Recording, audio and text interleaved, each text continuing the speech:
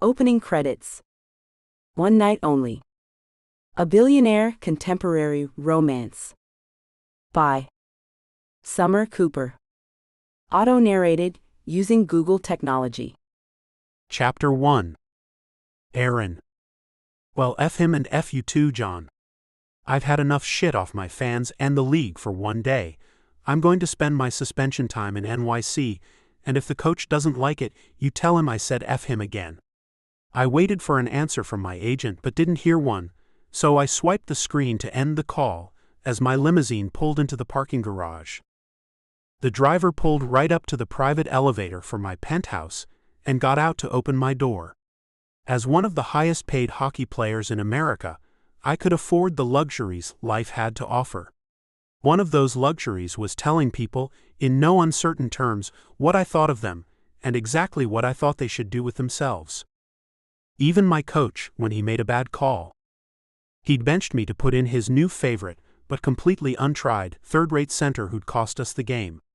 When I'd pointed this out in front of the rest of the team, Coach suspended me for 2 games.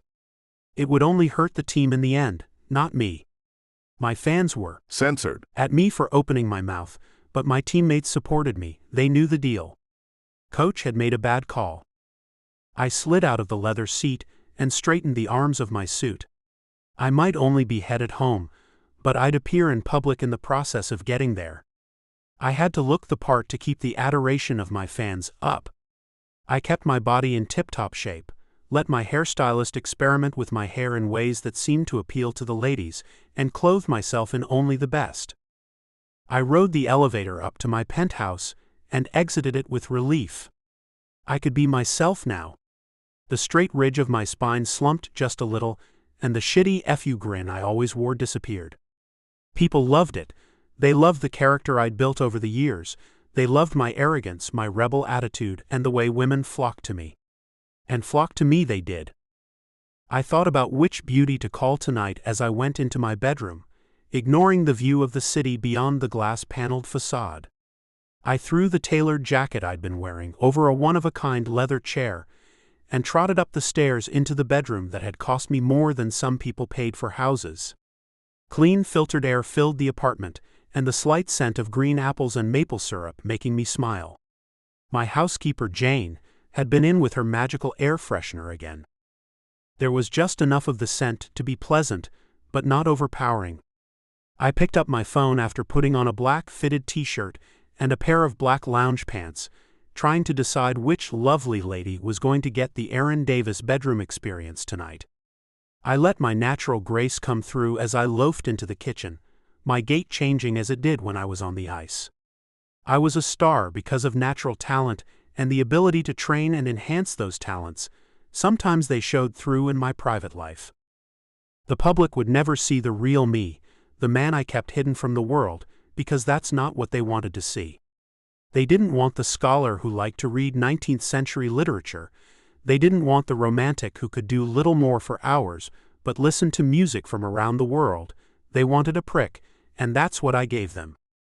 "Still your old self then, Aaron," I heard as I rounded the hallway to enter the kitchen just down the stairs and to the back of the living room. My dad was here. Just great. I glared at him, knowing what was coming. "Hi Dad, how are you? Come to tell me how glad you are to spend some time with me, have you?" I didn't even bother to try to shake his hand. Dad was censored, and he'd let me know about it before he left. I owned this penthouse in NYC, a house in Houston, Texas that would make a Kardashian weep with envy, and a mansion on the bayous in Louisiana, and I'd earned it all myself. My dad's opinion didn't mean much to me anymore, not when he'd left me to either sink or swim when I decided on a hockey career. "I told you to watch that temper of yours."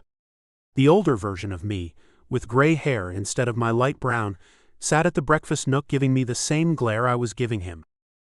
I was his twin in every way physically. The only difference was Dad had over 20 years on me. Women still noticed him despite the age.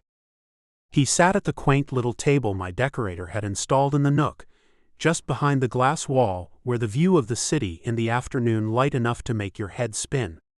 I opened my fridge, took out some orange juice and poured a glass for myself as I thought about what to say to the man that gave me every bit of stubbornness I had.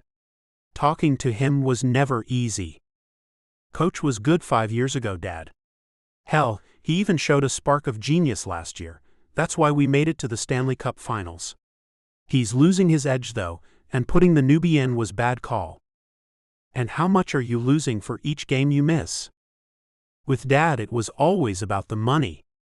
A couple $100,000, I guess. It will barely make a dent in my bank account. Unlike other players, I kept an eye on my money. I spent lavishly, but with the future in mind, and invested a large chunk of my earnings to make sure that when my glory days were over I'd have enough to maintain the same lifestyle. My senator father sure wasn't going to leave me anything, not after I'd turned my back on politics by signing up with my team straight out of university. I'd been a first-round draft pick all those years ago, and I was still raking in the money. Son, I wish you'd listen to me. Dad sighed but didn't say anything else. Save it, Dad. How did you know I was here anyway? I knew he had a key, but I hadn't told anyone where I was heading. He must have a media contact somewhere. The same way I always know where you are, I keep tabs on you, son. I might not be very good at being a helicopter father, but I do care about you. I always know where you are. It's the only way I know to show I care. Dad looked tired for a moment, and shock tore through me. I'd never seen him look like that. Not even when Mom passed away 19 years ago. He just carried on, holding his head high. That was one of the reasons Dad did so well with older female voters. His stoic, dependable demeanor thrilled them. Why are you here, Dad? I asked quietly, feeling the anger and resentment wash away. I hadn't even realized I'd been feeling those emotions until then. They were just natural now when Dad and I were in the same room together. I need a favor. There's a charity ball at the Jet Club I'm supposed to attend, and I have to get back to Washington in an hour, so I can't go. I want you to take my place. Dad still hadn't recovered his composure, and it was starting to really worry me. We have a problem that I have to be there for. What is it, Dad? I knew he wouldn't tell me though. You know I can't discuss it, Aaron. Just know it's important. I need you to go to this auction, ball, whatever it is tonight as my representative. You can go under my membership. I know you don't bother to fly much anymore, but I'd appreciate it if you'd do this for me. I watched Dad's face, worry really pricking at me now. Dad never asked for anything from me, and his expression gave me pause. He looked tired and worried about something. Yeah, sure. Eric will be there anyway, so yeah, it's cool. I'll go. Thank you, son. I really appreciate it. You don't know how much. The older man with chocolate brown eyes, the mirror of mine, stood up with a sigh. There's one more thing. I stiffened, knowing he'd saved this bit for after I'd agreed on purpose. Annalise is going, so you'll have to play nice for a change. Dad's face looked even more strained as he watched me, so I backed down. Dad, I don't know the woman. I sighed, brushing a hand over my jaw, feeling that I needed to shave again already. I didn't want anything to do with this now. I turned to pour myself more orange juice as he came up to the mahogany island topped with white marble where I stood. He put a hand on my bicep and looked dead in my eyes, both of us the same 6'4" in height. We really did match in all ways. He couldn't have denied I was his son if he'd wanted to. Listen, you have to get to know your stepmother at some point. I turned away, pulling my arm free of his hand. Don't call her that, Dad. She's only 10 years older than me, and I'm 31. Calling her my stepmother is just… Damn. I cut myself off. I didn't want to hurt my dad's feelings, but it was all just so awkward. I still hadn't decided whether I liked the woman he'd suddenly married when they eloped at Puerto Rico just a few short months ago. I'd only met her twice, and those times I hadn't really bothered to get to know her.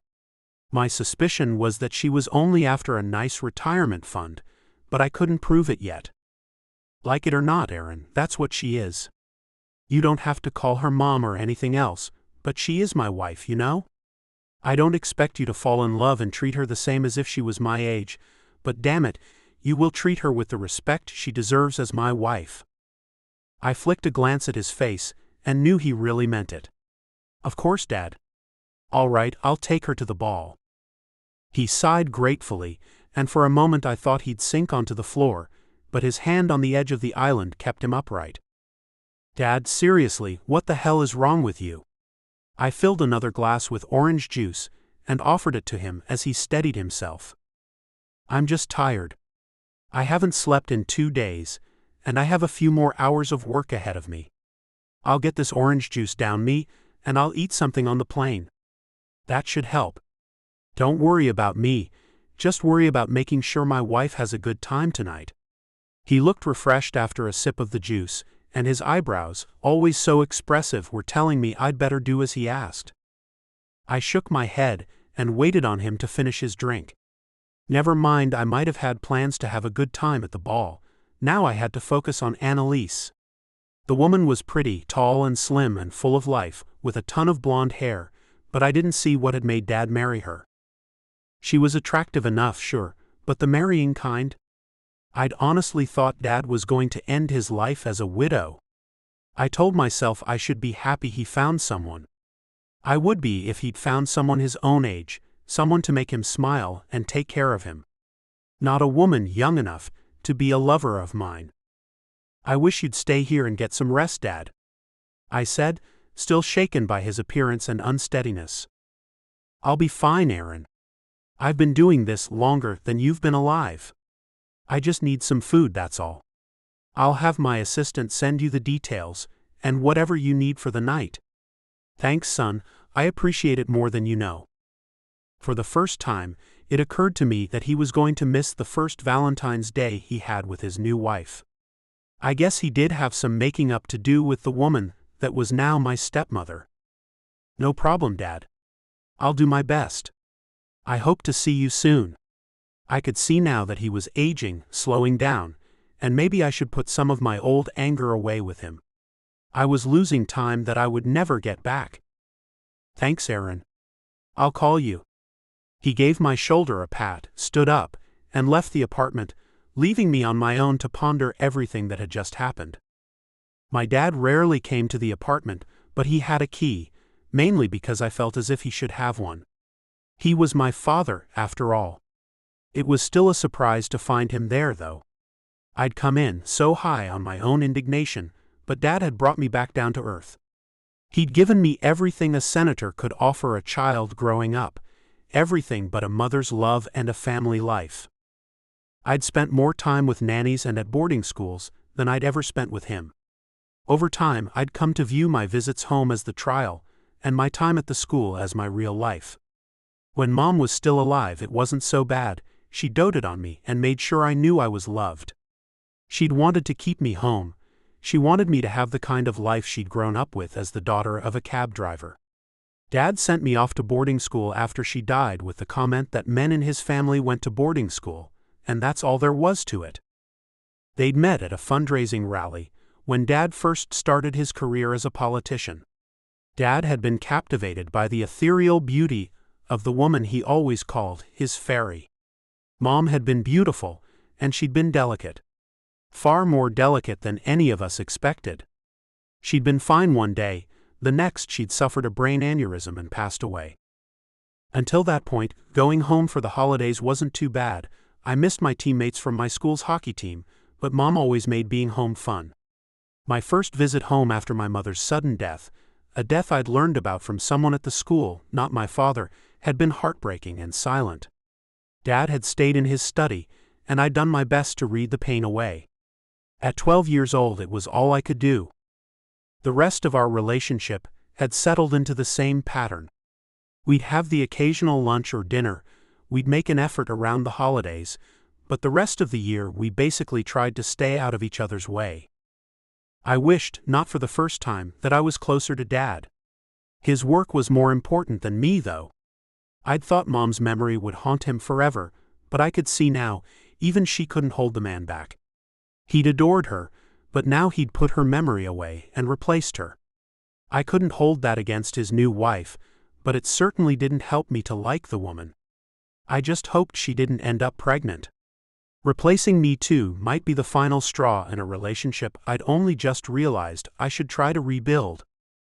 A final thought flitted through my head as I went to inspect the clothes I had to wear for the ball. I'd better not F up tonight, or Dad might be the one to decide to end our relationship once and for all. I couldn't mess this up. Chapter 2. Jenn. Do you remember that part where I said I didn't want to prostitute myself, Bex? I stared into the mirror, my face a mask of disbelief. Yeah, it's the last dress left and it's for a good cause, Jenn. I swear it is. Becca's face was its own mask of doubt as we stared at the dress. They're really trying to auction this. I paused, the word on the tip of my censored, but somehow unsuitable dress? It slipped in somehow. I didn't approve this at all. We both stared at the mess of a dress, little more than an angled swash of black silk with a patch of fake diamonds serving as a strap on my left shoulder, nothing but air along the midriff except one scrap of cloth that ran from the 4-inch top to attach it to the skirt. If you could call a loosely gathered, oddly angled piece of black silk a skirt. It didn't actually meet on my right side, there was just open space connected with more strips of fake diamonds. It might look really hot on Becca or anybody else, but I'd never worn anything so expensive or slutty. I was glad it was black at least. I could just imagine this same dress in red, and how terrible it would look on me. What are we going to do about the extra fabric at the bottom? I can't walk around like that all night, I'll trip over everybody. I was starting to doubt I could pull this off. Becca hadn't said anything about wearing a ball gown, or that said gown would show more skin than it covered. I wasn't made for this kind of dress. Sure, I had the boobs, the ass and the legs to pull it off, but it just wasn't my style. What size shoes do you wear? She asked, inspiration making her eyes glitter. I told her and we discovered we wore the same shoe size. Here, wear these, I have a different pair for my own gown. The extra height should take care of the length. She hadn't changed yet and I looked down at the heels, still warm from her feet with even more doubt. How was I going to wear stilettos with a 4-inch heel? I closed my eyes and wanted to cry, but I'd already spent 20 minutes having my hair and makeup styled. I blinked, trying to minimize the damage. Oh no, don't cry, Jenn. You look amazing, you really do. I glanced at her in the mirror again and could see she meant it. I just wasn't comfortable. I'd never worn anything like this in my life. I turned around and slid my feet into the heels, trying not to teeter at my new height. At 5'8", I wasn't a shrimp anyway, but with the heels I felt like a tower of unsupported blocks waving in the wind. You can do this, Jenn. Just think about the money. Between what we're paying you and tips, this should be a really good night for you. She almost sounded as if she was trying to convince herself more than me. Damn, I really am sorry about this, honey. We were good friends when we both had time for friends, and I knew she hadn't done any of this on purpose, but the whole day had been a disaster so far. I took one more glance in the mirror, my red hair in the most perfect French twist I've ever had, my makeup expertly applied to make my green eyes sultry and mysterious, and decided to give it a shot. I'd never given up my entire life, I wasn't about to start now. All right, but if this turns into a disaster, I still expect you to pay me. I think I've earned it just for walking out there in this getup. The ball was at a very exclusive club, and we were currently in a back room being used as a changing room for the evening. I wanted to put on a shawl, or even a long bathrobe, but I stood as tall as I could with ankles that wanted to collapse. I've already sent the money to your bank account, honey. The minute I saw the dress, just before you got here, I transferred it to you.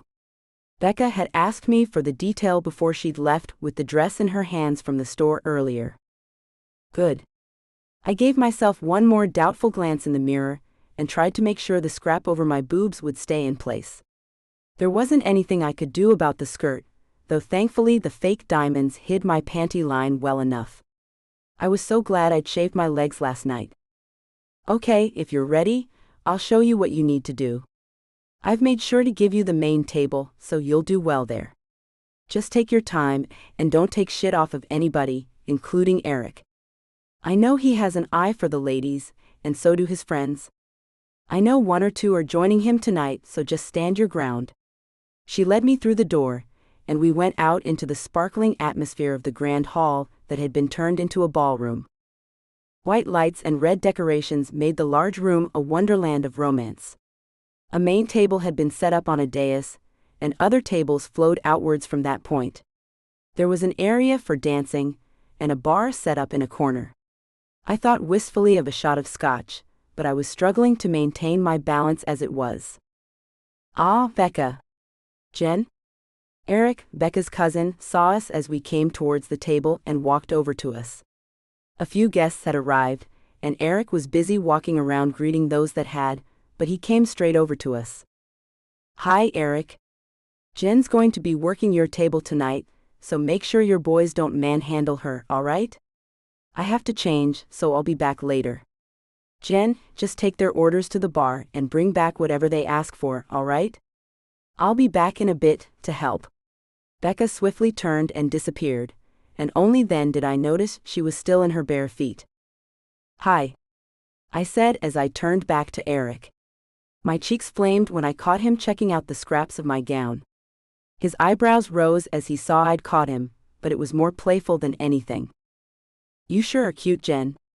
Eric was always playful with me, but I knew he didn't mean it. I wasn't the handsome blondes type at all. I sure am cold, you mean? I gave him a grin and we both laughed. I felt awkward, but he looked me over again and shook his head. You look fine, really. Gorgeous, actually. Oh, there's Marshall Thompson. I'll see you later, Jenn. I'd met Eric quite a few times, always with Becca, and he was a nice enough guy, but always busy. Handsome as sin, but he never seemed to have time for relationships. I knew he kept Becca busy all the time, too. I sighed and watched the other waitresses, and soon picked up on what I needed to do. I glanced down at my shoes, still not quite believing the expensive shoes I'd ogled only this afternoon were now on my feet. I took a tentative step in them, wanting to try to walk in them, as people started to file into the room. My left foot wobbled, but I soon found my center of gravity, and tried again. The room soon filled with noises. Voices called out to one another, and the air almost seemed to vibrate from the heat of so many people, and the noise of dishes rattling, people talking, and general activity. A band set up in a corner began to play some light jazz number, and my head started to spin. I moved to the bar and waited for instructions. What's your name, sweets? A black-haired woman with bright blue eyes asked me with a smile. Jenn? I said, giving her a smile in return. Awesome. I'm Abby. Look, take these bottles to your table and fill each short round glass.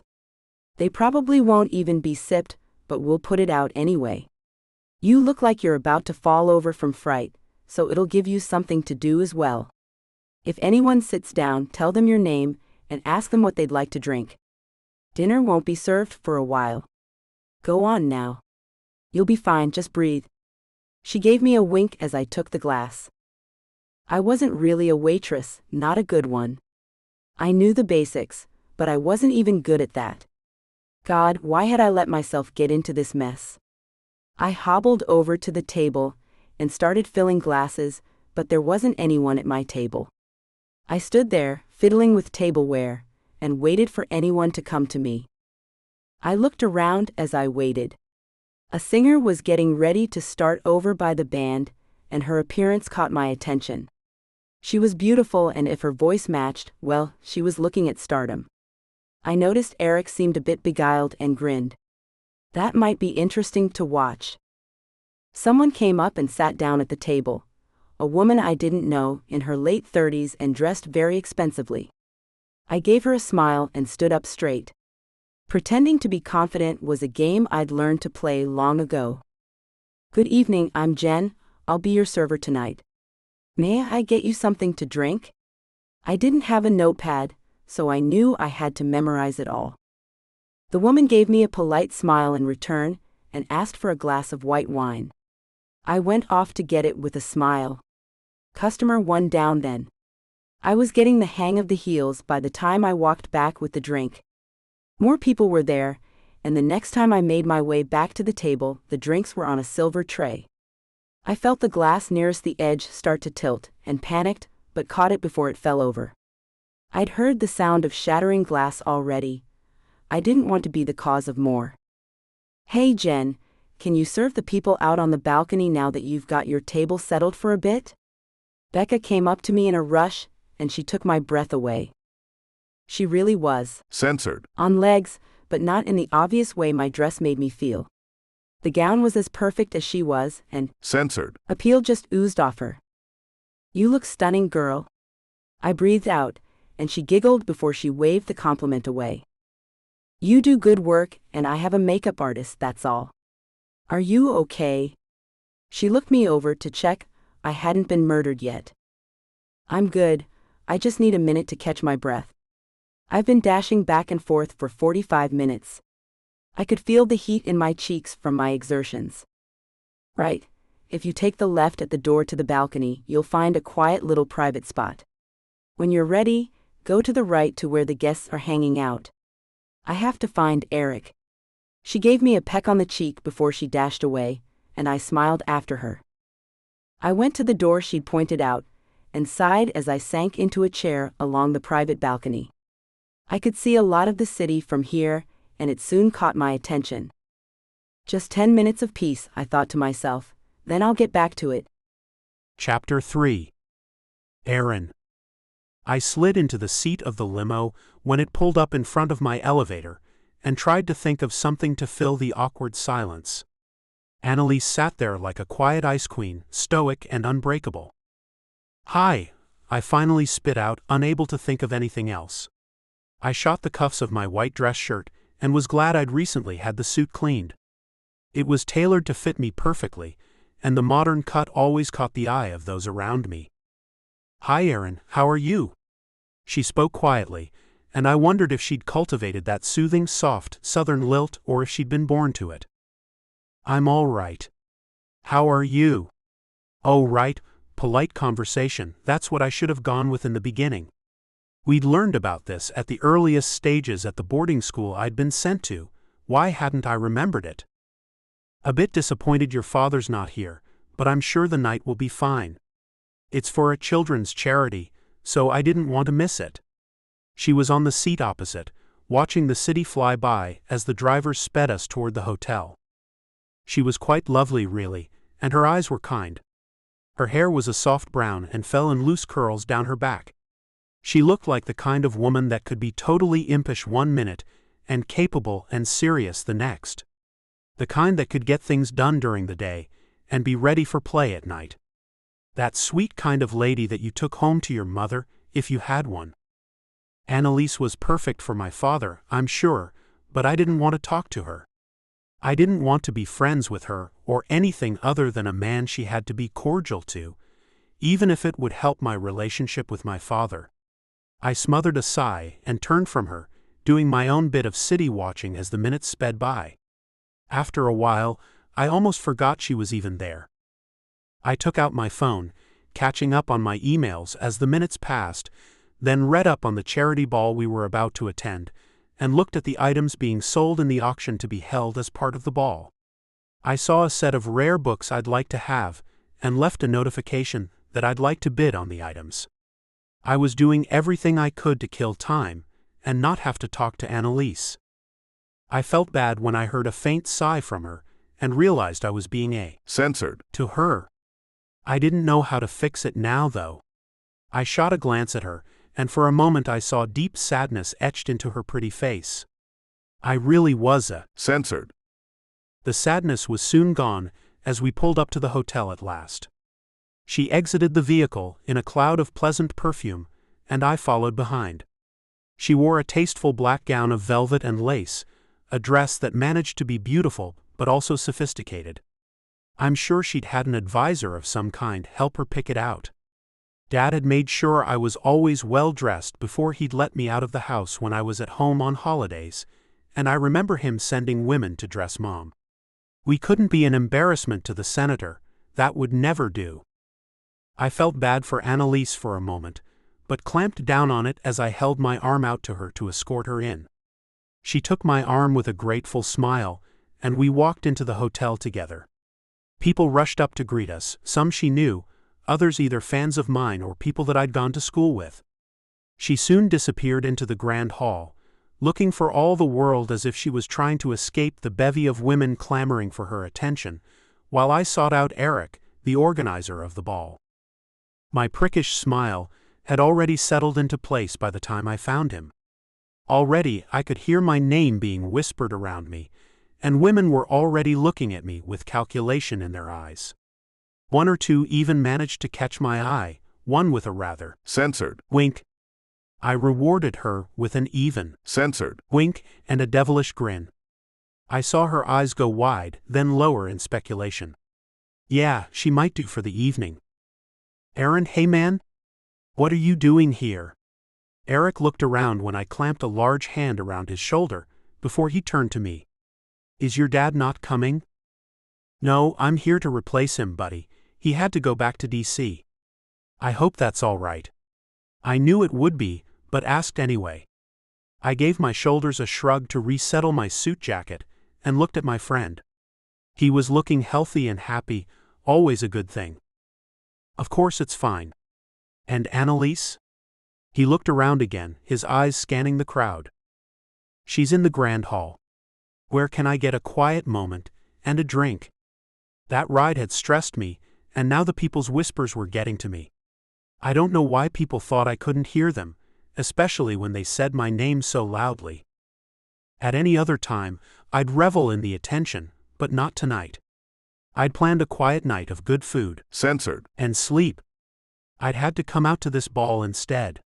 Yeah, it was great to see Eric, and I might find someone to warm my bed here, but I really didn't want to be stared at all night. These were all rich, powerful people in their own right. You didn't get into the Jet Club by being just anybody, yet they still treated me like I was fodder in a celebrity gossip magazine, not an internationally respected hockey star. Right over here, Aaron. I'll send a waitress out to you. Eric led me to a door and held it open. Look, it's great to see you, but I need to greet some more of my guests. You're at my table, so I'll catch up with you later, all right? He left before I could answer, and I followed the path to a quiet little balcony in total darkness. I didn't feel bad that Eric had run off. I understood the lifestyle we lived, and Eric played in power games I didn't want to know anything about, so I was happy to just sit in the darkness. More than anything, I was tired, and I just wanted some time to myself. I could face any situation, but a little time to regroup and get my bearings would be nice. Worry over Dad plagued me.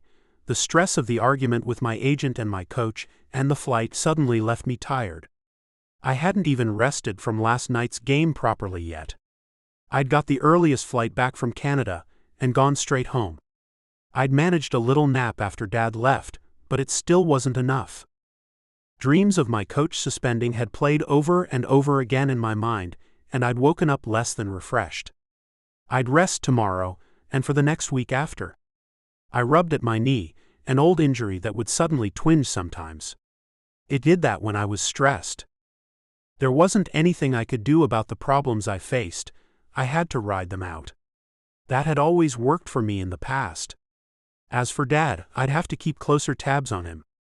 He'd regained some of his color by the time he'd left, but I was still worried about. Maybe I should go in and talk to Annalise. Maybe she'd tell me a little more about what was keeping Dad awake. I blanched in the darkness as a thought occurred to me. Maybe she was keeping him awake. You know, I thought to myself, don't think about that. God, no, don't think about that. I swiped a hand across my eyes and tried to wipe the thought away. I opened my eyes again and looked out at the city before me. I'd always loved NYC, even when I was in the haven of my boarding school, but right now I'd give anything to be in my mansion in the bayou. Slow southern jazz, some crawfish étouffée, and a cold beer as a beautiful dark-haired and slow-eyed woman gave me a massage sounded just like heaven right now. Maybe I could get a flight down later. Maybe I could even talk Eric into flying with me, if we hadn't found companions for the night. That sounded like a plan, and I'd have to ask him later, but for now, I wanted to keep looking at that skyline. A trill of my phone got my attention, and I glanced at the screen. It was just a reporter wanting an interview, so I archived it and looked at my phone. Scrolling through my contacts, I found Dad's private cell phone number. It occurred to me I should send him a text. I quickly typed out a message and sent it. I went back inside. The sudden explosion of noise hit me like a wall, and I wanted to disappear. The thought I should check on Annalise nagged at me though. I saw her at a table, sipping white wine happily, a gaggle of women buzzing around her. She looked my way and gave me a helpless look. I didn't want to help her, I didn't want to be kind, but that look melted some of the ice in my heart. I strolled over, my hips loose and my legs moving easily, to stare down at the woman closest to Annalise. She turned bright red, her tight forehead telling me stories about Botox and vanity, and I leaned down to whisper to her in my most censored growl. You know, there's a reason why women call me the best center hockey has to offer, and it has nothing to do with my skills on the ice. I gave her a dirty grin, and the woman rushed off, flustered but giggling. I sat down next to Annalise and looked over at the woman on her other side. A wink in the matronly woman's direction had her gathering her friends to rush off for a bathroom break. I heard loud laughter as they left and smiled. Giving old ladies dirty thrills always made me smile. You all right in here? I asked, now that I'd run the women off. Thank you. I thought those old biddies were going to claw my eyes out to get an introduction to you. Between you and your father, sometimes I feel like people only talk to me to get to you too. She blew a stray strand of brown hair out of her eyes ferociously, but then sighed with a smile. I guess I should have known what I was getting into, huh? Maybe so. I was kind of shocked by her words. I'd never thought about what life must be like for her. I'd only assumed she'd love the attention and the lavish lifestyle, especially the parties. I didn't always enjoy it, so why should she? We're all human, after all. I looked at her in a new light. Maybe she wasn't the gold digger, I thought. Dad hadn't even told me he was dating anyone. I just had a call saying he'd met someone, she'd changed his life, and they'd been married. That didn't always give the best impression. I didn't really believe in love, not the kind in movies.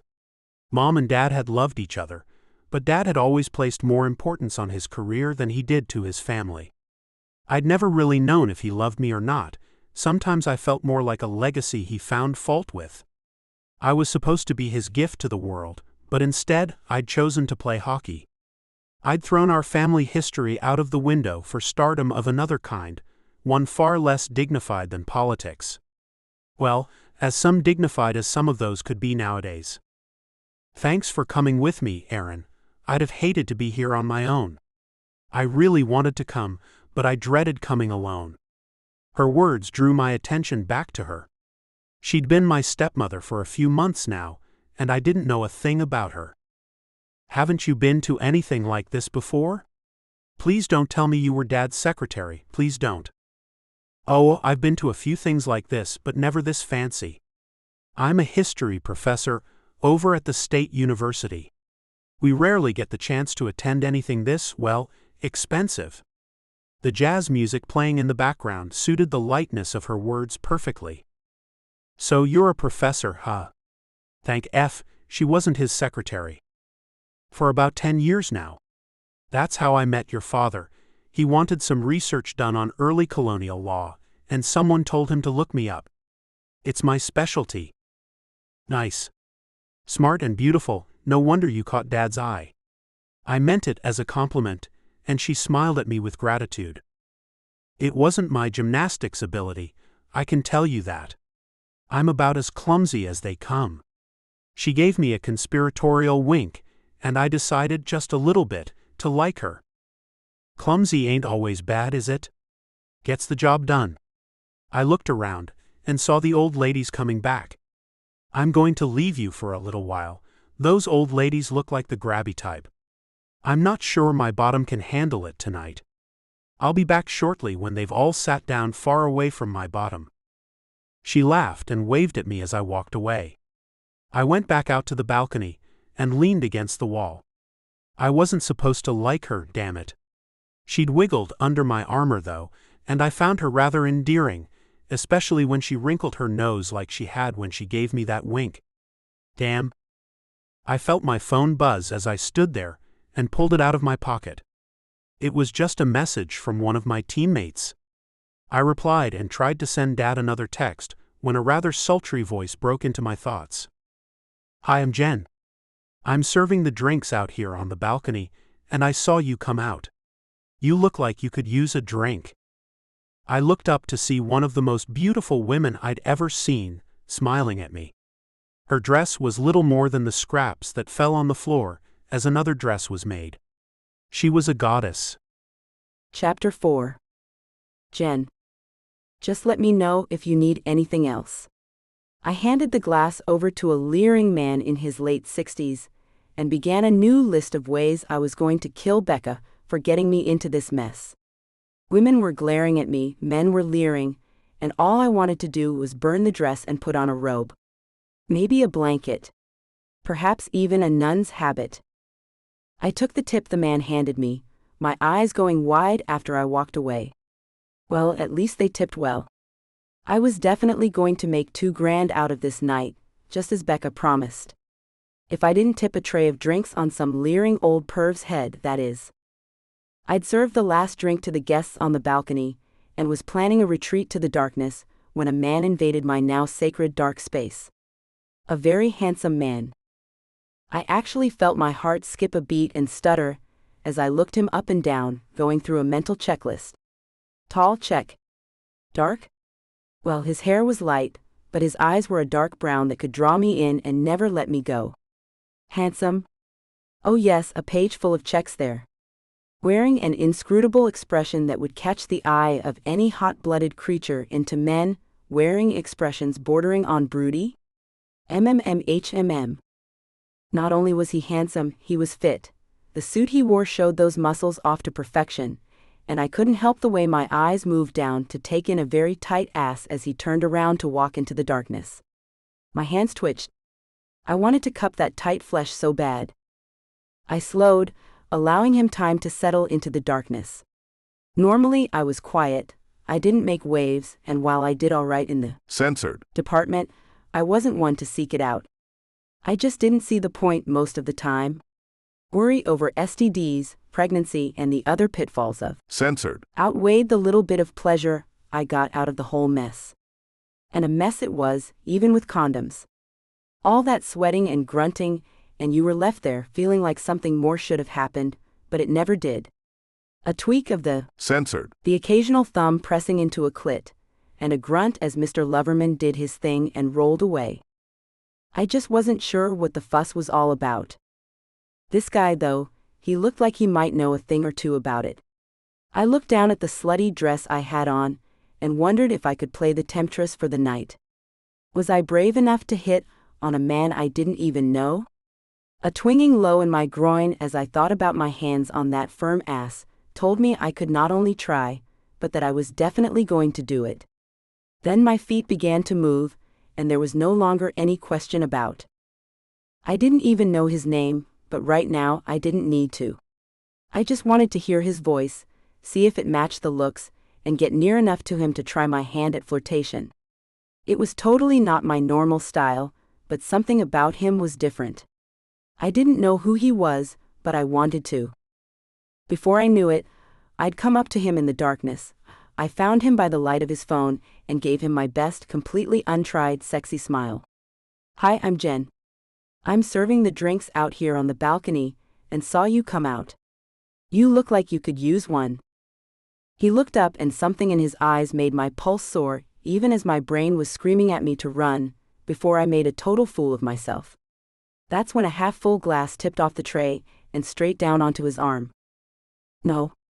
I all but screeched as I reached for it, dropping several empty ones in the process. The sound of shattering glass didn't seem to register with anyone but us two hidden in the darkness.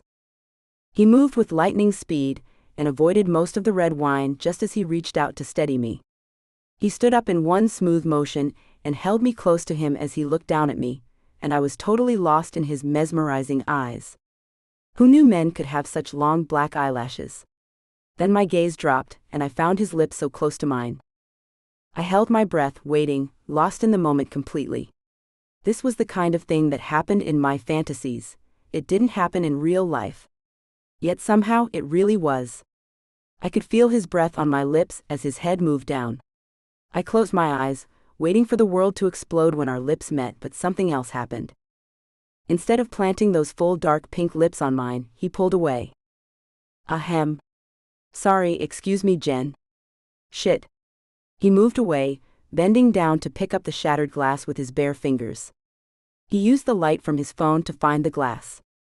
He also used that moment to have a good look at my bare legs. I thanked the gods again I'd shaved my legs, and tried to bend down to help, but found it wasn't possible without totally exposing my goods. I've got it, don't trouble yourself, Jenn. I loved how he said my name. For a moment, I felt a cheap little thrill as he looked up at me from the floor, seeming to be lost in looking at me. I smiled down at him, a smile I hoped was inviting. There was something about a man on his knees, his face so close to your, well, fun parts that he could have buried his face there, that made my breath do funny things. I took a gulp of air to try to calm myself. Thanks, really. I was hoping to get through the night without doing that. I handed him the tray as his hands grew full, and wondered how to play this out. So, do you want one? His eyes flicked to the spot between my thighs, and I had to really fight not to clench the flesh there together. How was he doing this? Why did he have this effect on me? His eyes jumped away, and I couldn't help but feel deflated by it. A drink, you mean? He'd had to clear his throat before he asked that, and my smile came back. Of course. What else would I be offering? I felt my right eyebrow quirk and my lips twist into a naughty smirk. A look that told him exactly what else I might be offering. In that dress, I'd say you were offering a lot more than you might think you are. Did they make you wear that thing? He looked it up and down, and I wasn't sure he liked it, but he did seem to like the bare strip of my thigh. They did, actually. I wouldn't usually be caught dead in something like this. Although, I might make for a fairly quirky zombie if the end of the world ever happened. I laughed at myself, my true self finally appearing. I said the most dorky things when I was nervous. You would definitely be a sexy zombie. If zombies could be sexy, that is? Let's change the subject. He gave a mock shudder, and put the tray down on one of the chairs lined up against the wall. Sit with me for a while, it's lonely out here. In the white light of his phone, I sat down with him, and noticed how the light gave his eyes an almost robotic look, a look that wasn't quite real. I sighed as I relaxed at last, for the first time since I'd got to the place. His eyes soothed me, the smell of his cologne did other things that I wasn't going to think about for the moment. Now, why would you want a lowly waitress to sit with you, when you could have anybody else sitting out here with you? Because despite that being the exact opposite of how I take my drinks, I think you might be the most fun I'll have at this ball tonight. He searched my face, looking for something, but I didn't know what. Do you know any of these people at this thing? Not really. I know Becca and Eric, but that's it. Becca's a friend of mine. She got me the job for the night, in fact. I wasn't a celebrity follower. I didn't have time for it most days. I went into work early to plan my day, pick dresses, and ensure my customers got exactly what they wanted. In the evenings, I'd make sure the alterations were done exactly as the customer wanted, call customers whose dresses were ready, and made appointments for future dates. When I went home, I might microwave some takeout, or order some new stuff in, watch my favorite television shows, have a bath, and go to bed. I didn't lead an overly exciting life. Because of that, I might be serving major film stars tonight, but I wouldn't know it. I just didn't have time for it, even on my days off. On those days I was sewing, or getting my own errands completed. Living in NYC wasn't cheap, and it wasn't easy. My apartment was little more than my landlord's garage that I rented out. It wasn't much, but it was mine, and kept me in the hubbub of the place I thought of as the center of fashion. You really have no clue who anybody else here is? He looked at me intently, as if looking for any sign of a lie. My lips quirked and I laughed. No, not really. Why, is there somebody really famous here? Somebody I should be sneaking pictures of, to send home to my family? More than a few, actually. Too many for my tastes. He ran a hand through the long length of the top part of his hair, long enough to wrap my fingers in but not too long. I have an idea, Jen. Why don't you run away from this boring-ass party with me, and we'll find somewhere a lot more fun to hang out. My heart thudded to a stop, before it pounded back into life a second later. I was tempted, and I looked at him speculatively for a moment. My lips had gone suddenly dry and my censored darted out to wet them. There was a promise in his eyes, a promise of a good time and more adventure than I might be able to handle. I started to speak, but nothing came out. He moved closer, and I could smell his cologne again. I wanted him to censored me. I wanted him to touch me, make me scream his name, and I was almost lost to temptation. Almost. I can't. I don't even know your name, do I? I gently pushed him away, the memory of just how much money I needed to make tonight full center in my brain. Besides, I can't let Becca down. Ah, beautiful and loyal. A woman after my heart. How about later then, when it's all over? I couldn't say no to that now, could I? I'll think about it. I gave him a look from under my lashes and smiled.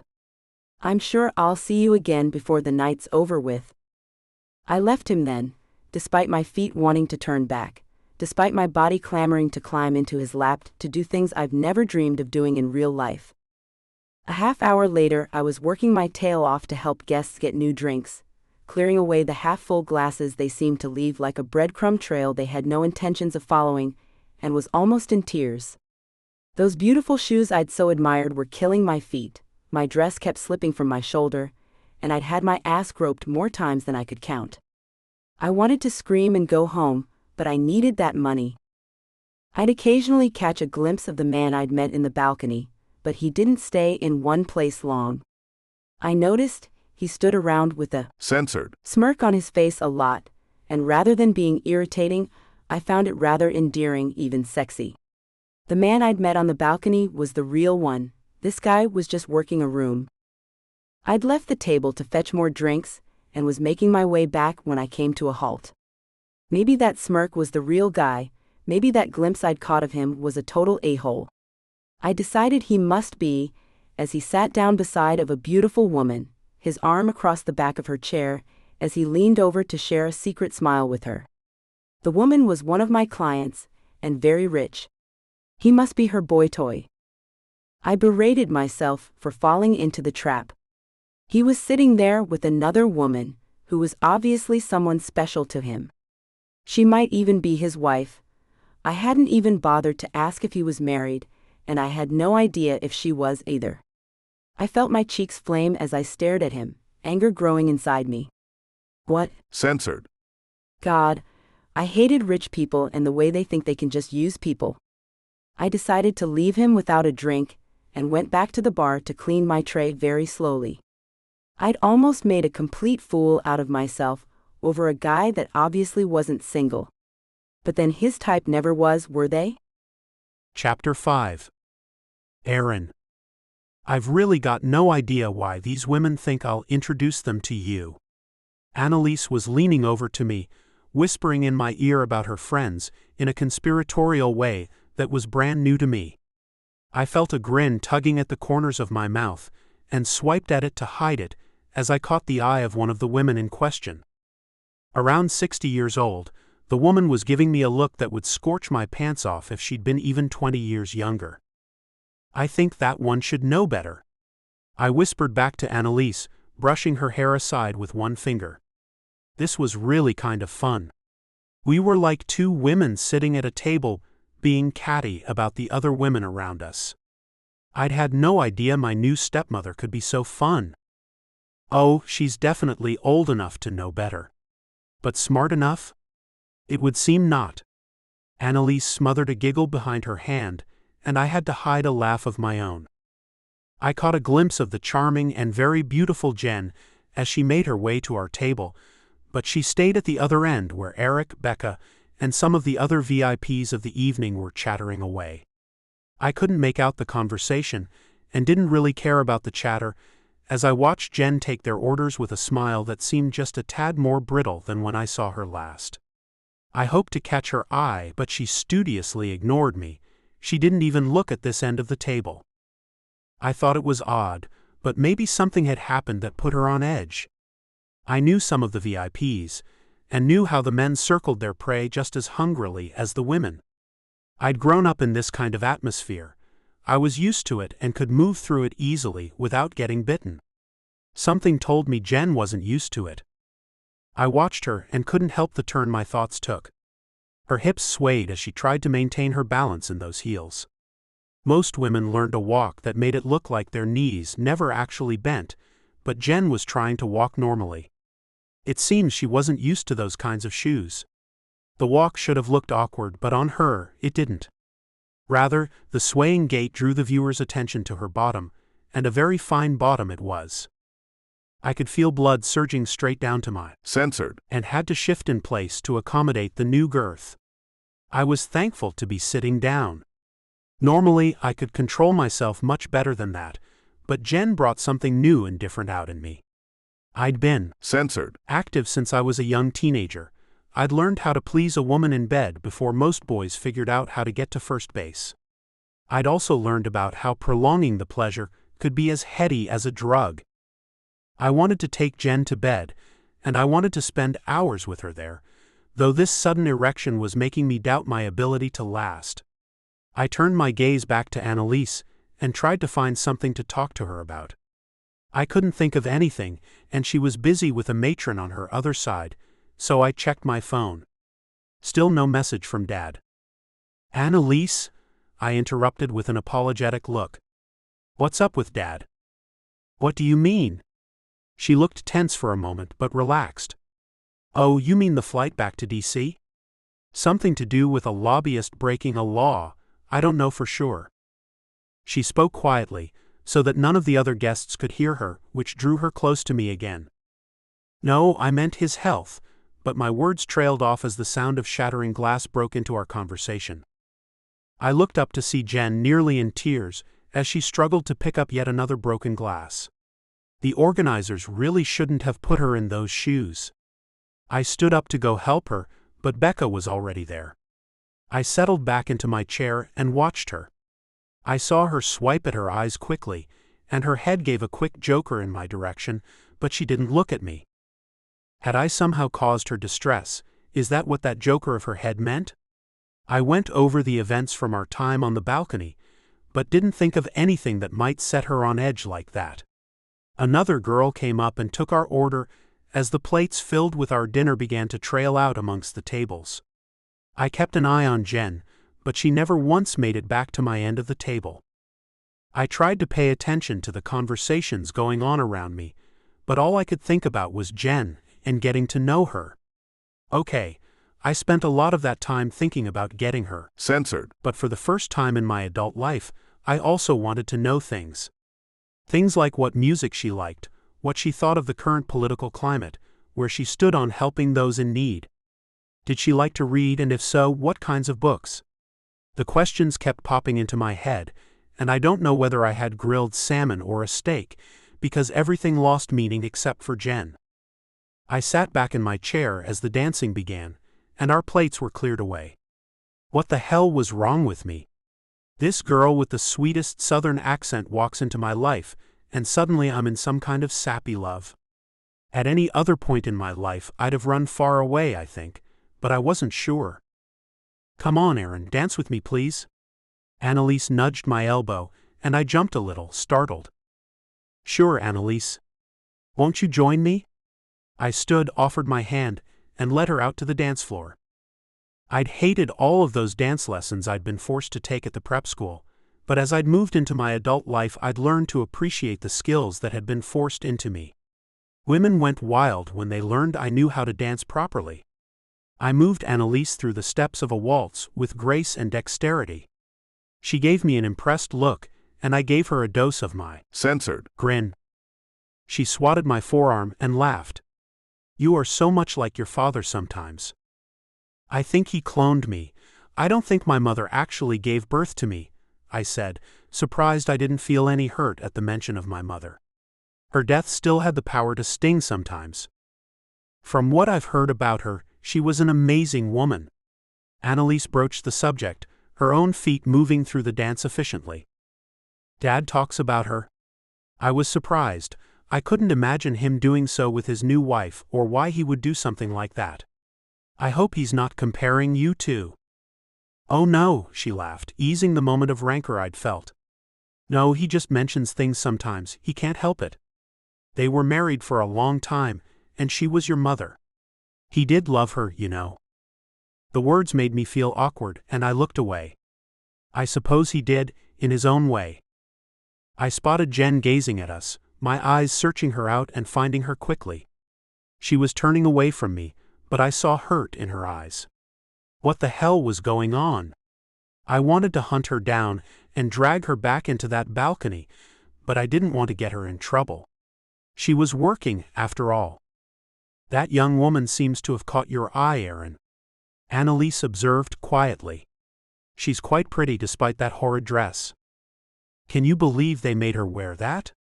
I said absently, not realizing I'd just admitted I was smitten. She's a lucky girl. That didn't make much sense to me, and looked at Annalise quizzically. I know this is the first time we've really been able to spend time together, but I've heard a lot about you. I was hoping tonight would change things between us, and believe me, I don't want you to call me Mom, but I would like us to be friends. From what I've learned about you, and from what you've shown me tonight, you're not usually the type to be so captivated by a woman. She's lucky to have that kind of attention from someone said to be a confirmed bachelor, for life. I snorted at that last part, but she was right, I'd never had any intentions of marrying. I didn't now, but Jenn held my attention the way no woman ever had before. You're quite a smart woman, aren't you, Annalise? I don't know about smart. She gave me a smirk of her own, raised eyebrow and all. I am observant though. It can be mistaken for intelligence. I think maybe with you, it's a bit of both. I guess that's why Dad was so swept off his feet. She blushed gracefully and gave my bicep a squeeze. Your dad is a wonderful man, Aaron. At least he always has been to me. Good. I was ready to hate you in typical stepchild fashion, but you're making that hard to do. Good, because I have no plans of leaving your father, and I'm made of stronger stuff than you might think. A tantrum or two wouldn't have run me off. Annalise wore a cute little smirk as she followed my lead, and I could see why Dad had found her so beguiling. I felt a twinge of guilt over my behavior the last few months, as far as Dad and Annalise were concerned anyway. I'd been acting like a spoiled child, and had missed out on getting to know this rather amazing woman. Not that I was interested in her. She was married to my father, but she had a way about her that put me at ease. In my book, that was amazing. There were very few people that could do that in my life, and one of them just walked by me like I didn't even exist. What was her problem, I wondered, never missing a step. I don't know what you did to make her ignore you that hard, Aaron, but I think you should definitely try to make up for it. Annalise's eyes were on Jenn as we danced, but they didn't stay there. She had too much tact to let herself be caught staring. I have no idea what I did. I wasn't even a D. I was on my best behavior when I talked to her earlier. I really didn't understand it, but I would get to the bottom of it. You'll sort it out, I'm sure. She gave my forearm a pat as she swept away, and another woman came up to me, her eyes hopeful. I danced more than I cared to, all to ensure goodwill, but my eyes never strayed too far from the winding path Jenn took as she went from person to person, refreshing drinks and taking away used glasses. That young lady seems to have caught your eye. The matron with silvery hair that matched her elegant dress said to me, with a knowing gleam in her eye. Yes, I'm sorry to be distracted, but there's something about her. I answered automatically, too distracted to hold my censored. She's quite lovely, in an unsophisticated way. I don't think she's quite used to those heels she has on. No, I do believe you're right about that. You know those dresses are part of the auction? I spared a moment to look at the elderly woman, and was surprised to see a healthy glow in her cheeks and a huge grin on her face. I know. I donated the one she has on as a joke. I guess they didn't get my note not to include it. She chortled a bit and went on, her feet moving with mine. It was my daughter's dress, and she bought it on a whim. When she got it home and tried to model it for her father and I, well, she soon decided to buy another one. I imagine so. I can't imagine any woman walking around her father in that thing. She's lovely despite it though. Yes, I can't remember who said it, but someone once said you have to wear the dress shouldn't wear you. Or something like that. She's trying, poor dear. I admired her perseverance, if nothing else. I was about to give my dance partner a polite smile and make an excuse to get off the dance floor and rest my feet, when Eric called attention to the front of the room. Ladies and gentlemen, the auction has ended, and it's time to announce the winning bids. I sighed in relief and went back to the table. This was almost over with. I had been looking forward to winning those books earlier, but I'd forgotten about them. Now, as I heard Eric call out my name as the person with the winning bid, I turned my attention back to the elusive Jenn. I'm going to that after party with Mildred and Lottie, Aaron. Thank you for tonight. It's been really lovely to spend time with you. Annalise stood on tiptoe to censored my cheek, and I gave her a smile. It has been lovely. I hope to see you again soon. Now, to find Jenn and find out what her problem was so I could fix it and get on with the getting to know her part. Chapter 6. Jenn. I threw the dress in a pile in the corner of the changing room, and glared at the heels I'd stepped out of the minute I'd closed the door behind me. A song about the perils of shaving your legs for no good reason played in my memory, and I had to scoff. That's exactly how I felt, like I'd gone to all this work for no good reason. Except for the pile of cash now tucked away into my handbag. That was a very good reason, I suppose. A very good reason, even if I did have to put up with groping hands and leering faces as increasingly drunk male voices whispered obscenities into my ears. I'd gritted my teeth through it all. I had to pay my rent, even if it was just a garage masquerading as an apartment. It was my place, and it was going to stay that way. I'd also be able to pay for that bottle of overpriced champagne. Rich people spent money on the stupidest things, I decided, as I put on my own clothes. That dinner tonight, for example. I don't believe any of the diners actually knew what they were eating or enjoyed it. They just made pleasant remarks and carried on drinking. Most of them didn't even eat, for goodness sake. I hope Becca was sending the leftovers to a homeless shelter or something. What a waste. I looked for her after gathering my things and dropping the dress for cleaning in the area she'd mentioned earlier, but I couldn't find her anywhere, so I left, heading out the back way to avoid any more groping old men. I wanted something to eat, my foot bath, and a few episodes of something good to watch before I passed out for the night. Maybe even a shower. I did have to work tomorrow afternoon. I was glad to feel the soft inner soles of my trainers as I stepped out into the cold night air. I'd admired those heels of Becca's, but after spending a night in them, I was almost glad I was too poor to own anything like that. Even my toenails. censored. There you are.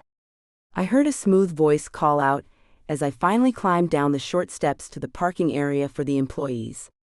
I was starting to think you'd disappeared in a pumpkin carriage. There was a smile in that voice, but I knew who it belonged to, and my skin crawled with revulsion and anger. I stopped as he walked up to me out of the darkness and glared up at him. I think you should go back to your wife, Aaron. Becca had told me his name earlier when I groused about the two-timing pig at the head table. She'd been in a rush to help me clean up some glass, and had sped away before I could ask her if the man was a toy boy or a kept husband. Either way, it was obvious he was with the woman for one thing only. But, he started, but I cut him off. But what? Your wife doesn't understand you? She doesn't get that you're a sensitive guy with unique needs? She prefers the kids over you? What's the excuse, Aaron? I didn't give him the chance to explain before I tried to go around him. Seriously, Jenn, let me explain. I think you've misunderstood. Misunderstood that relationships are supposed to be monogamous? That you're with her for the money and hope to get some on the side? Well, I'm not the girl for that, Aaron. I'd watched them throughout the night, the whispers, the laughs, the constant eye contact, and I'd felt like a really terrible person. If it hadn't been for the fact that I'd needed the money, I'd have flown off with him and maybe had. Censored. With a married man. Dear God, it was enough to make me shiver. Only a few hours ago, he'd been trying to pick me up on the balcony.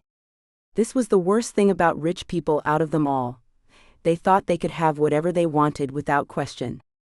I'm not a whatever. Seriously, let me get past. I'm tired and I just want to eat and go to bed. I saw his eyebrows quirk and wished I'd phrased that differently. Jenn, you really do have the wrong idea. Annalise is my stepmother, not my wife. He was trying not to laugh. I could see it, and that just infuriated me more. Sure, and I'm really Queen Elizabeth II of England. Just call me Liz. I didn't bother to hide the sarcasm in my voice. In fact, it all but oozed from my throat. Look, see. He held out his phone, which he'd been swiping at, to show me a picture. It was a social media post with an older version of Aaron and the woman he'd been with all night. It was their wedding photographs. I felt myself blanch. All right, I'd been wrong. I hadn't thought about the woman being related to Aaron. I just made the assumption. Good grief, I was as bad as the people I'd been ranting about all night in my head. She's your stepmother? I asked the question quietly, without much in the way of inflection. Yes. He sobered, the smile of amusement disappearing for a moment. I don't know what you've heard about me, Jenn. Obviously not enough, but I'm not married, not dating anyone, and not looking to cause you grief. I'd just like to get to know you better. Maybe over a burger? I don't remember if I actually ate or not, and you must be hungry. I wanted to die of embarrassment, but at the same time, the hottest guy I'd ever met had just asked me out. I was tired, but now I'd got some truth out of him. Well, all bets were back on. All right. Where do you want to go? I was hoping for cheap and simple.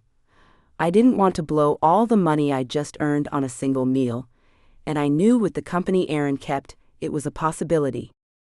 Wherever you want to go. My treat. I watched him for a second, trying to decipher the pleased mask he wore on his face, and decided to test him. Right, I know a place. Do you want to walk or take a cab?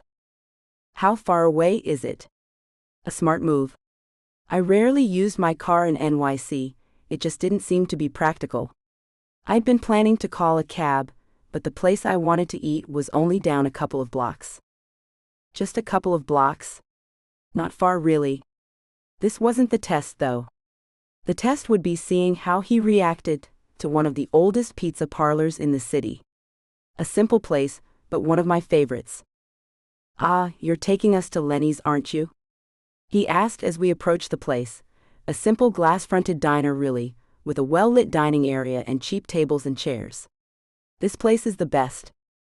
Oh my, 1 point for Aaron. Mine too. Why haven't I ever seen you here? I come in here at least twice a week. My hips were starting to show it too, but I didn't point that out. It's NYC, Jenn. It's a wonder we met at all with the number of people crowding this place. He pushed open the door and went in, all smiles. The owner actually came out to greet him, and said hello to me as well. I know what you want, pretty lady. Pepperoni, mushrooms, bell peppers, and onions. Am I right? He gave me a wink, and I had to laugh at his antics. Of course you're right. And you, Aaron, our very own Rocket Man, what do you want? Lenny, the owner, took his arm from around Aaron's shoulders to wait for the answer. I'll have the usual, Lenny. Coming right up? Lenny swiped his hands together comically, then went to the back through a swinging door. A waitress came and eventually brought us drinks after we sat down, and Aaron started firing questions like a man on mission. How old are you? Smart man to ask first, I thought. Old enough. I teased, knowing his worry. Was I legal? I'm definitely legal, if that's your worry. I'm 22. Great. I could see relief cross his face as he answered me. I'm 31. Ah, older than I thought, but not too bad. Any outstanding warrants? He asked that one with a smirky grin, and I had to grin back. Not since I robbed that bank and stole an army tank as my getaway car. He gave me a delighted smile, and I was happy I'd gone with a teasing tone. Any kids? He asked that one carefully, as if afraid of stepping on a bomb. No. Maybe one day, but parenthood isn't in my future just yet. I don't have any either. That you know of? I asked, teasing again, but he looked upset. No at all. I'm very careful about that. His seriousness made me sit up a little and squirm. I'd struck a nerve then. Favorite sport? He asked suddenly, after taking a sip of his cola. None. I can't bear to watch sports. I don't mind playing some of them, but watching people run around fields and stuff just never turned me on. That explains it, I heard him whisper under his breath. I looked at him, my brows pulling together, but he just asked another question instead of giving me an answer. Favorite authors? He held his breath, waiting. I don't have one. His face fell a bit but picked back up when I continued. I love too many genres to have one. When I find an author I really like, I read their entire catalog and then wait for new stuff. It's just unfortunate that some of the good ones are dead already. I know what you mean. I'd love to be able to talk to some of the classical writers. He seemed to have relaxed a bit now, and that pleased me more than it should have. I'd like to get a hold of Mary Shelley and ask her what she was on when she wrote Frankenstein. Right? That book is mad even still today. His smile was happy, relaxed, and that made me melt just a little bit more. Any other questions? My left eyebrow quirked over my green eyes, and I pushed red hair out of my face. At least it wasn't the curly kind of red, it was as straight as a board and refused to do much else. Sorry for the survey. Just being careful. I know it's not very romantic, but it's how things have to be for me. His eyes were admiring my hair, and his fingers twitched on the tabletop. Did he want to stroke it? I felt myself go warm somewhere deep inside and cross my legs, but that didn't help, it only made it worse. My own fingers twitched, wanting to reach out for his. His fingers slid across the table then and found mine. I really like you, Jenn. I don't know what it is, but you're just magical. No more 20 questions then, Aaron? I gave him a smile from under my lashes, shy suddenly. Oh, I have a million questions, Jenn, but I think you've had a long day and I plan on spending a lot of time with you. If you'll have me, that is. I think I'd like that, Aaron. Damn, he was hot. I could feel my pulse race in my neck, my throat, and my censored, even in my knees when he stroked the smooth skin of my wrist. So where is that accent of yours from? Down south somewhere, but I don't know where. Yeah, Virginia, actually. And what drew a southerner up to Yankee land? I heard the tease in his voice and blushed. We did have a bad habit of still using that Y word in my part of the world. I was chasing a dream. I still am. My mom was the kind of woman that we might call a hippie, but a farmer kind of hippie. Her and my dad own a farm down there. It's been in Mom's family for generations now. You know, one of those palatial white houses with the white picket fence, the tree swing under a huge oak tree, the whole 9 yards of domestic hippie family life. Oh, a farm girl, are you? He gave me a wink that made my knees clench together with anticipation. I suppose so. I definitely had an unusual upbringing. I struggled to find the right word and looked up in thought. Eccentric, perhaps. Aaron supplied, and I snapped my fingers. Exactly. They weren't religious, and they raised me to be independent, but they also taught me things like growing food, making candles, milking cows, how to sew, things like that. I took the sewing part and ran away with it. I hesitated then, not sure I should reveal my real dream. And school? He let me off the hook for now. I finished high school, but I can't decide between getting a degree in nursing or, well, something else. Are you the healing type then? His eyes were on me, his interest obvious when those brown eyes wouldn't leave mine. I can be. I find it fascinating. I don't think it's my calling, though. I sighed and sat back, wishing we could change the subject now.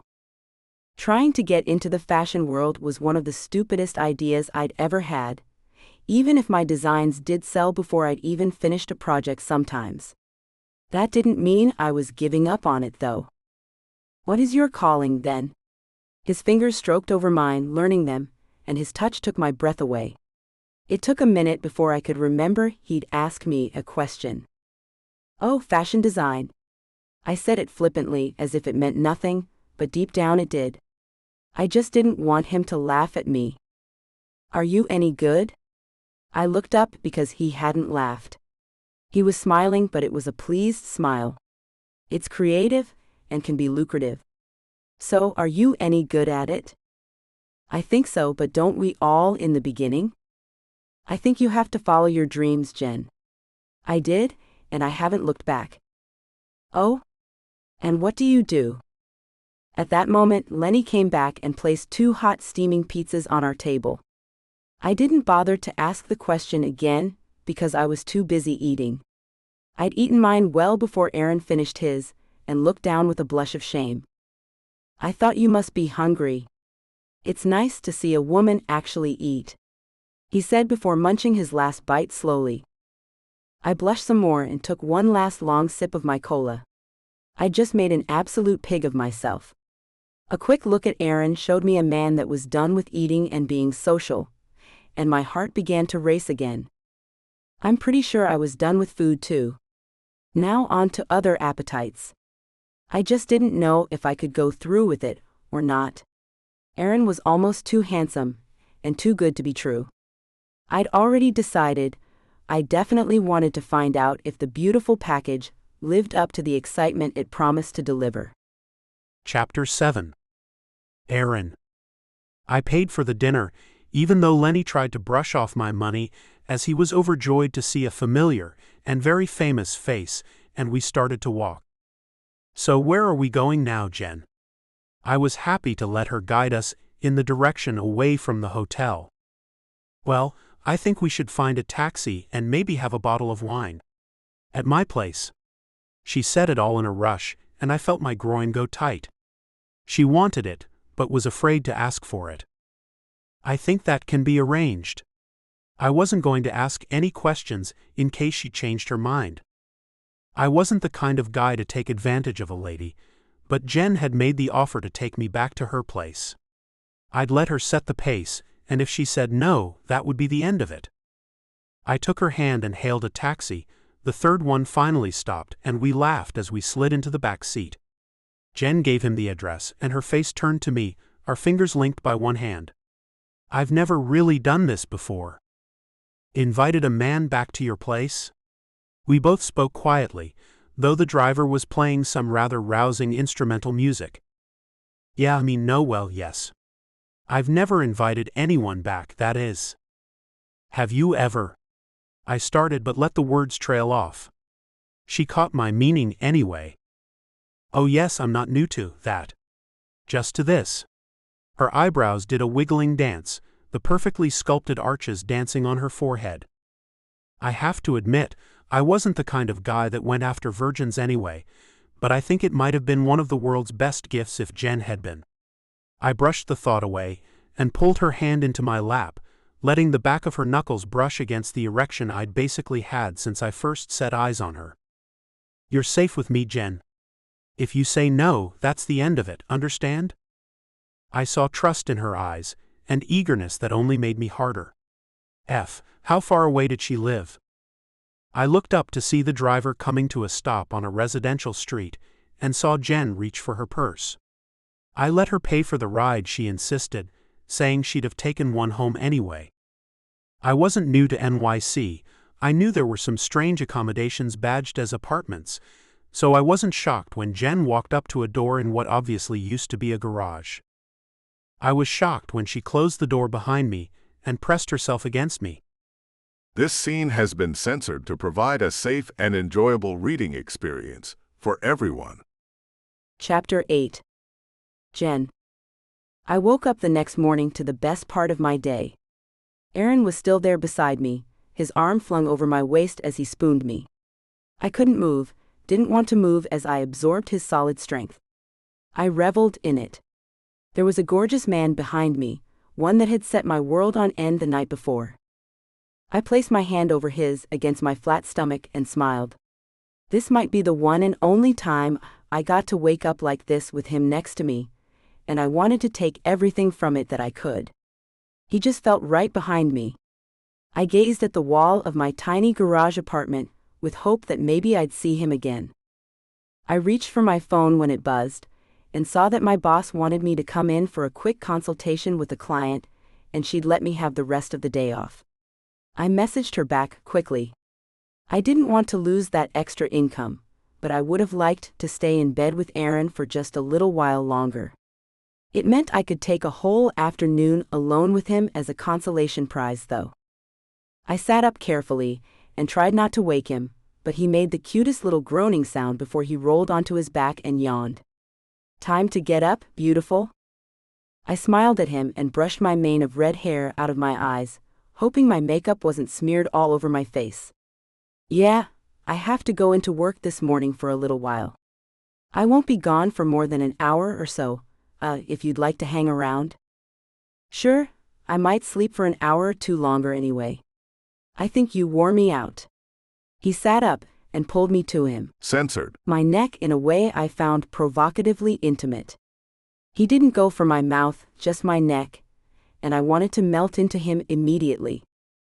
"Well, if you're still asleep when I get back, I'll just get in with you. Maybe you'll have recovered by then." I grinned at the sauciness of my reply. I was never that bold, but Aaron brought it out in me. "Oh, you can wake me up any time you like, little Jenn. Any time you like." He leaned back against my pillows and let me go, but those brown eyes of his caught my attention. The sexy smirk and that face? Damn, how had I got so lucky? I could barely walk away, but my bladder insisted I needed to do just that, so I made for my bathroom. I went through my morning routine with a happiness I hadn't felt in a long time. I wasn't sure I'd ever been this happy, actually. It was more than just good. Censored. Though even if it had been fantastic. The best. Censored. Of my life. Ever. My happiness was there because Aaron was. He'd stayed the night, and given me one of the sexiest sleepy smiles I've ever had the privilege of witnessing. I paused in the process of slapping on a fresh coat of mascara, and remembered his smile. I started to feel warm all over as I remembered that smile, and the only urge I had was to crawl back into bed with that glorious man, but I couldn't. I had to make sure I could pay my rent this month. I hadn't had a chance to count out what I'd made in tips last night, but from the size of the wad I'd thrown in my bag, I knew I wouldn't have to worry about being short. I threw on some clothes and quietly opened the door. My soft-soled boots kept my steps quiet as I walked past Aaron and picked up my bag. There was an incredibly gorgeous man in my bed, and I wanted him to be there when I got back. If he slept through the time I was gone, maybe he wouldn't go. I managed to get to work without incident, and even finished up with my client in record time. She normally spent an hour making a decision, but today she seemed to be in a hurry, and took the first dress I offered her. Or maybe I was just learning what my clients liked, I wondered as I headed out of the store. Maybe that's why she'd asked for me, and why she'd taken that dress. I stopped at a bakery near the house and picked up some donuts and coffee before I headed back to my apartment. I knew there wasn't much there Aaron could eat, not unless he liked yogurt and granola cereal, so the sugary treats should tide him over. I pulled into the driveway, turned the car off, and inspected myself in the rearview mirror. My makeup was fine, my teeth clean, and my hair was contained in its thick braid. I'd pass. I wasn't model beautiful, my eyes were a little too wide for that, my nose just a little too narrow, but I wasn't going to complain because I could clean myself up into something fairly decent, and Aaron hadn't complained, so I must not be too bad. I realized I was stalling and made myself get out of the car. The question was whether he'd still be in my bed. I wanted him to be there, asleep, sexy, and oh so tempting, so that I could crawl in next to him and wake him up. I could feel a distinct throbbing start as I pictured that moment, crawling under the cover with him, taking that thick censored of his in my hand, and stroking him until he woke up. A moan escaped my throat as I pushed open the door. He just had to be there, that's all, please just let him be there. I felt my spirits plummet when I saw he'd made the bed and tidied up after himself, but wasn't there. My sexy eighth wonder of the world was gone. I put down the donuts and coffee on the table, and sat down to pour creamer into the still hot liquid. I glanced at the treats in a box, and took one out to bite into it with a huff. What the hell? I looked around but didn't see a note, and we hadn't exchanged numbers yet. No note, no number, maybe he'd woken up and been disgusted at my apartment? Or the cereal? Had it been the cereal? Who knew what went on in men's heads? I was really disappointed that he wasn't there, but deep down I wasn't surprised. A man that gorgeous wasn't the kind to stick around, was he? I picked up another donut and stuffed it into my mouth before washing it down with the coffee. What was I going to do with the rest of my day now? I picked up my phone and sent a message to Becca. Maybe she'd know a thing or two about him. Becca called me right back. I didn't even have time to put the phone down. Don't tell me you slept with Aaron? Those really were her first words. Yeah, why? Is he married or something? I felt my throat close, I would die if he was. No, he's just a big old man whore is all. Oh, he's clean enough from what I've heard, but he has slept with a lot of women. Becca sounded like she knew what she was talking about. So it was just a one-night stand? He seemed so interested though. I didn't want to whine, but I couldn't hide the hurt. I'm afraid you probably were, sweetie. He isn't the kind to have relationships, he never has been. I've known him forever, and he's never even had a girlfriend that I know of. Admittedly, I don't really keep up with him well. Was he any good? Becca giggled at the end, and I couldn't help but laugh, despite my twinge of hurt. I'd walk over shattered glass barefoot for another chance at him. If what you said is true, though, I'm probably better off. I wasn't totally convinced of how much better off I might be, my thighs. censored But the rest of me wouldn't mind another chance to see just how sore I could get. Listen, Jen, he dated every single cheerleader we went to high school with, even some from other teams. Since then, he's moved on to adult women, but he's gone through a fair few. I could all but see her making air quotes over the word dated. Not good. I guess I'm better off then. Oh well. I waited as she gave a murmur of agreement before I spoke again. How did your night end? Well, it was good.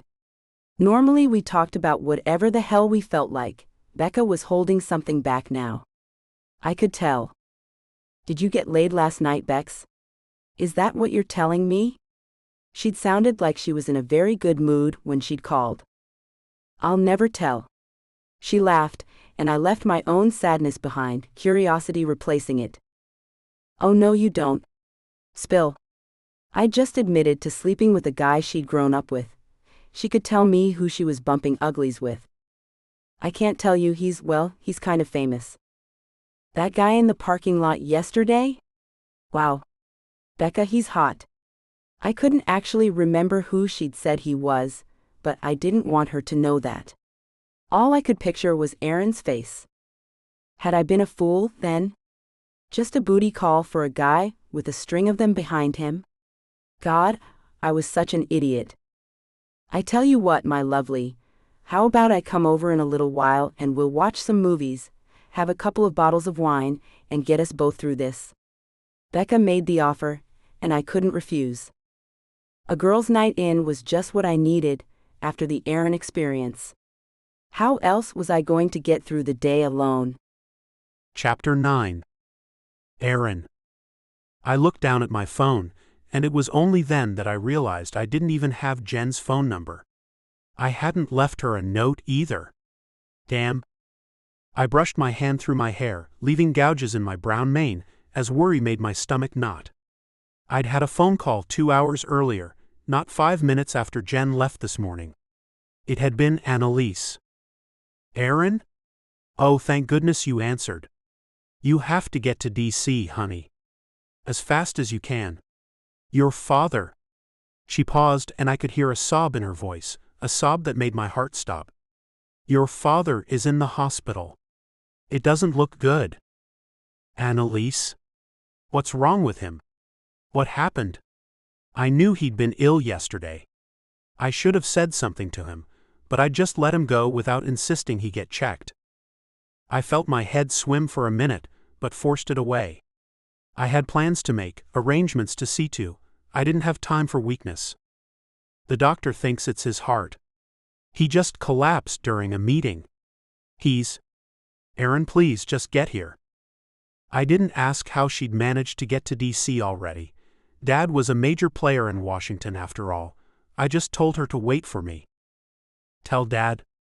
I had to wait until the lump in my throat stopped constricting my throat before I could speak again. Tell Dad I'll be there soon, Annalise. Both of you wait for me, do you hear me? I already had my shoes on and was ready for the day when I got the phone call and walked out of the tiny apartment the sexiest woman I'd ever bedded called home. I'd call her later, I'd thought then.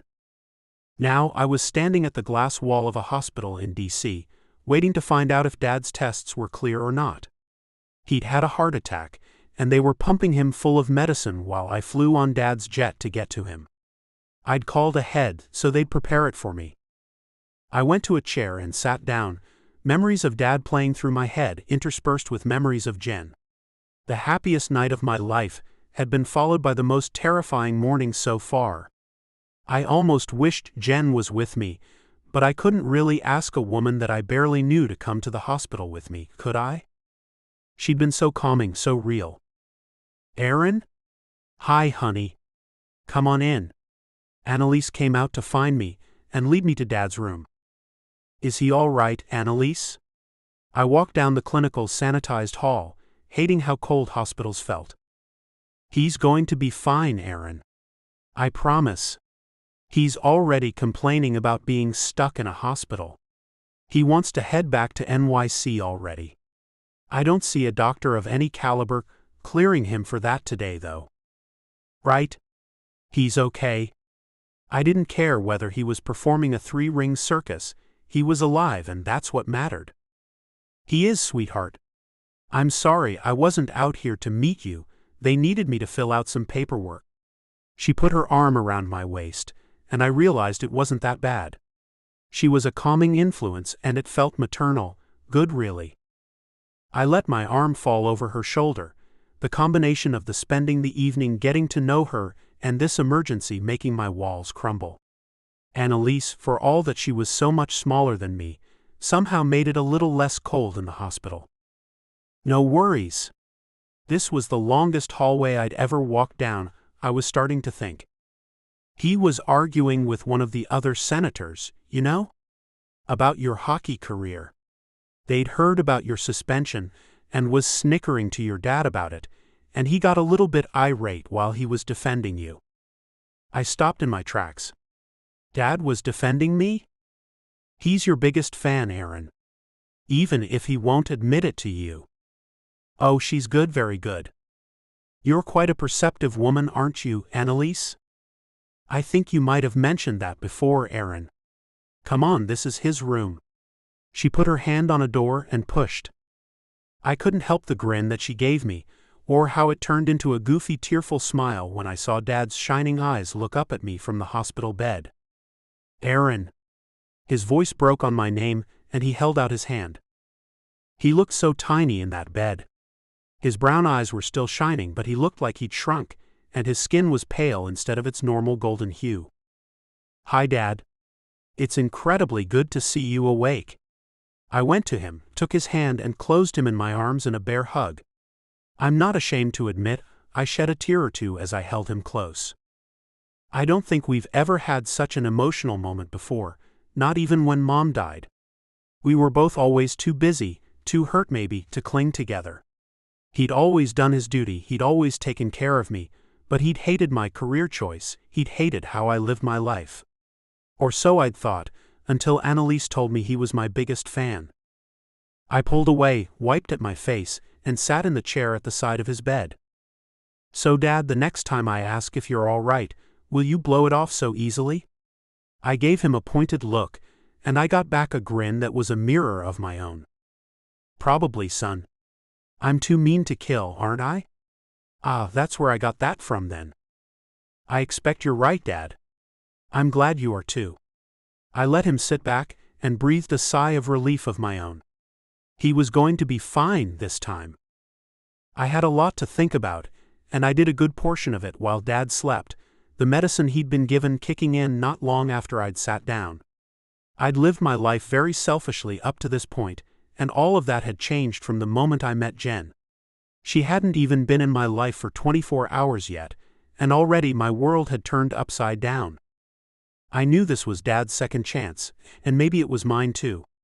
I had to wonder as I watched him sleep, despite the beeps of machines and nurses coming in to do tests and attach new monitors to him every 15 minutes. Maybe I needed to take this suspension and make some changes in my own life. I looked up when Annalise shifted in her seat, and she gave me a reassuring smile. Yeah, she might not be that much older than me, but she did love my dad. I could see it all over her face when her eyes went back to him. She'd been kind to me the previous night, and today. She could have refused to call me or kept me from seeing Dad, but instead, she'd made sure I knew right away that Dad needed me. Maybe she wasn't so bad after all. Annalise, have you eaten today? I asked, about an hour later. She was looking strained around her eyes and tired, so I offered. Dad would want me to take care of his wife. I'm not, but I probably need to eat. Thank you, Erin. She told me what she'd like, and I went out to get it. I made a phone call while I waited for the order to be prepared. Dad's doctor had come in while he slept and said he could go back to NYC in a couple of days. I was going to make sure his jet was ready the moment he could move. The food was ready, so I took it back to Annalise. She went out to the waiting area to eat it, so it wouldn't wake Dad when she opened everything. I sat in peace watching Dad sleep. He had always been so strong, the one I looked up to, even when I thought he didn't understand me. Now he was in a hospital bed, fighting to stay alive. His heart was working again. He'd need to take some medicine and maybe need more care later, but for now he just needed to heal. I had to spend more time with him, had to stop being so selfish, always on the road, never able to stay in one place too long.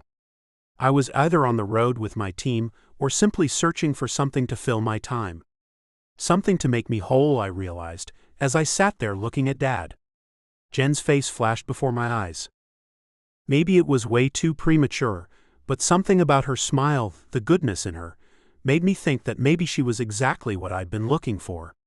I'd had beautiful women before, I'd had sexy women in droves, but Jenn, now she was sincere, honest, and just plain good. I could tell that, even in the short time I'd known her. I'd have to find out how to contact her, but I'd wait until Dad was better. I didn't want to leave him until he was back home. Then I could think about building something with Jenn. For now, I took my dad's hand and held it while he slept. I'd worry about my own life later. 2 days later, Dad was in a seat beside me, his chair reclined so he could rest as his jet flew us back to NYC. His doctor hadn't wanted to let Dad go, but Dad had insisted. He had everything set up in his home in New York, all of it waiting there for him so that he could recover in peace. He'd even arranged nurses to come in and check him over twice a day. His doctor gave him a referral to a cardiologist in NYC before we'd left. Dad had improved daily, his strength coming back quickly. He'd been healthy before the heart attack, so his body was recovering well. He'd need to rest, but he was going to be all right for now. I'd tried to call Becca to get Jenn's phone number, but Becca just told me off about treating her friend like a booty call before hanging up on me. She hadn't answered any of my calls or texts after that. I was worried that Jenn thought the same thing, and knew I had some explaining to do. It had to wait though. If it was meant to be, she'd listen. I went with Dad to his house when the plane landed, and made sure he was settled into his new clinic room, as he called it, and made sure he went to sleep before I left. I'd already told him I had a friend to see. We talked about Jenn, and how I'd only just met her, but there was something special about her. "You think she's the one, son?" Dad had asked me, his eyes popping up from his dinner tray in surprise when I told him about her. I didn't tell him about the censored or how mind-blowing it was, but I did tell him I'd met a woman and she'd blown my mind from the start. "I think she might be, Dad. There's something unique about her. Different." I could feel how sappy the smile was on my face, but couldn't wipe it away. "Oh. That's how I felt when I met your mother. Like nobody else could compare with her." He tensed at the end when he realized he talked about Mom. Usually any mention of Mom could end up in an argument, but now it was just making me curious. Did you feel like that with Annalise?" I was only curious, not looking for a fight for a change. Dad looked at me, his eyes searching for any hint of the fight to come. When he didn't see any, he answered me. "It was different, but yes, I knew Annalise was for me the moment I met her." He gave me a tentative smile and went back to eating. "Did you feel like you were holding your breath, waiting for something to happen, and you knew it would only go away the next time you saw her?" I was trying to share with Dad, and it felt good. It hurt sometimes, that feeling. I still feel it when I've been away from Annalise too long. "After your mother." He paused, and I saw him sneak a tear out of his eye, trying to hide his pain. "After your mother, censored. I thought I'd die from the hurt of not having her with me." His admission floored me. "How could you do it again? Is it so worth it that you'd risk that again?" "For the right one, Aaron, it's more than worth it. Annalise made me want to live again. Not that you didn't, son, it was just that there's things, parts of you your children can't touch. Some can live with that. Others, well, you need someone to help you feel whole again. Annalise did that for me." I could only swallow in awe. We'd never been so open with each other. "I totally get that. Mom left a big hole in my life too. Not the same kind as you, but yeah. I get that. If this girl makes you feel like that, son, then she's the one. You'd better go and find her as soon as we get home. Don't let her slip away. And bring her to meet me. I'd like to meet the woman that's brought you to your knees." He gave me a conspiratorial wink, and I knew what my plan was. I waited outside of her apartment, waiting for her to get home. I was going all in on a hand that would win it all for me, if only she'd take a gamble on me. Then her car pulled up and my stomach fell out. Was this the right thing? Or would she tell me to get out of her life? Chapter 10. Jenn. It had been another hard day. A day where people with more money than I could ever dream of threw discarded dresses in my face. One of them scratched my eye, but I knew I couldn't complain. I touched my eye as I got into my car, remembering the way Mrs. Sanders had sneered when I'd cried out, "Silly girl, what's the matter with you? Go get me something else. This trash won't work." She'd waved her hand at me dismissively, not even looking back as I wiped at my eyelid to see blood smeared on my finger. Nothing would help the geriatric woman look the way she had 50 years ago, but I couldn't say that either. I couldn't say it mainly because I was too nice, but also because I'd get fired. She had more money on the 10 fingers of her hands with those rings than I made in a year. I definitely couldn't say anything. I stopped rubbing at my eye and got in my car to fight traffic to get home. It had been 2 days since I'd last seen Aaron, but every song on the radio reminded me of him. Sad songs, happy songs, all of them made me think of him. I'd got and drunk with Becca, way too drunk, but it had been fun. We trashed the men in our lives, watched some terrible but heartwarming movies, and passed out, happy. I couldn't say the same thing for today. I pressed on the brake pedal as the car in front of me came to a sudden stop. A hand coming out of a hastily rolled down window to fly a middle finger at the car in front of them, but for some reason my car kept moving.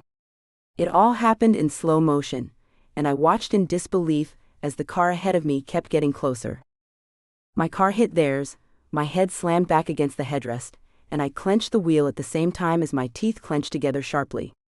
I'd lost control of the car somehow, but my foot was still on the brake pedal. Why hadn't it stopped? I looked around, totally confused about what had just happened. The man in front of me got out of his car, rage clouding his face as he stalked towards me.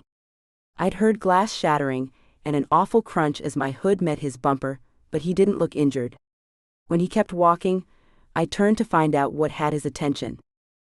I saw him giving the driver behind me a good dose of his outrage.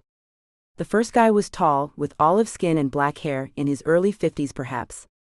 The guy behind me was thin, balding despite being in his 20s, and timidly not looking at the man screaming at him through a window. Ah! The man behind me hit me. It was a pile-up. It would be at least 2 more hours before I got home. With a sigh, I fished around in my glove compartment until I found my insurance papers and registration and used my phone to call emergency services. They already had someone on the way. I really hoped I wasn't going to have to pay for the man in front of me to have his car repaired. Obviously, the man behind me had caused the accident. I dealt with the police reports, refused emergency medical care, and asked for a taxi. My car was being towed away, the front crumpled and the back smashed in. Apparently, my brake line ruptured when the man behind me hit me. So far, it looked like my car was going to be a total write-off. I was furious when I found out the man that caused the accident had his tablet strapped to his steering wheel and had been watching porn on his drive home, but again, what good was saying anything? I looked at the man silently as the police tried to decide whether to arrest him or not, and just wanted this day to end. My taxi arrived soon after, and I crawled into it to go home. I think I was in shock. The world just passed by me in a blur and I didn't actually care. My eyelid was scratched, I'd been insulted, assaulted by a driver, and now I had no car. I wanted to cry but couldn't. My eyes were dry and nothing would leak out of them. The taxi pulled up to my driveway, but couldn't pull in.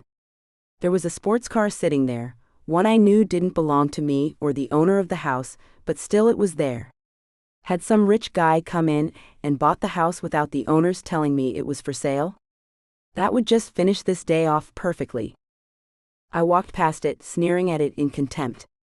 A flashy hunk of metal, designed to do nothing but show off the owner's wealth. God, what kind of prick, oh? There was someone in the driver's seat.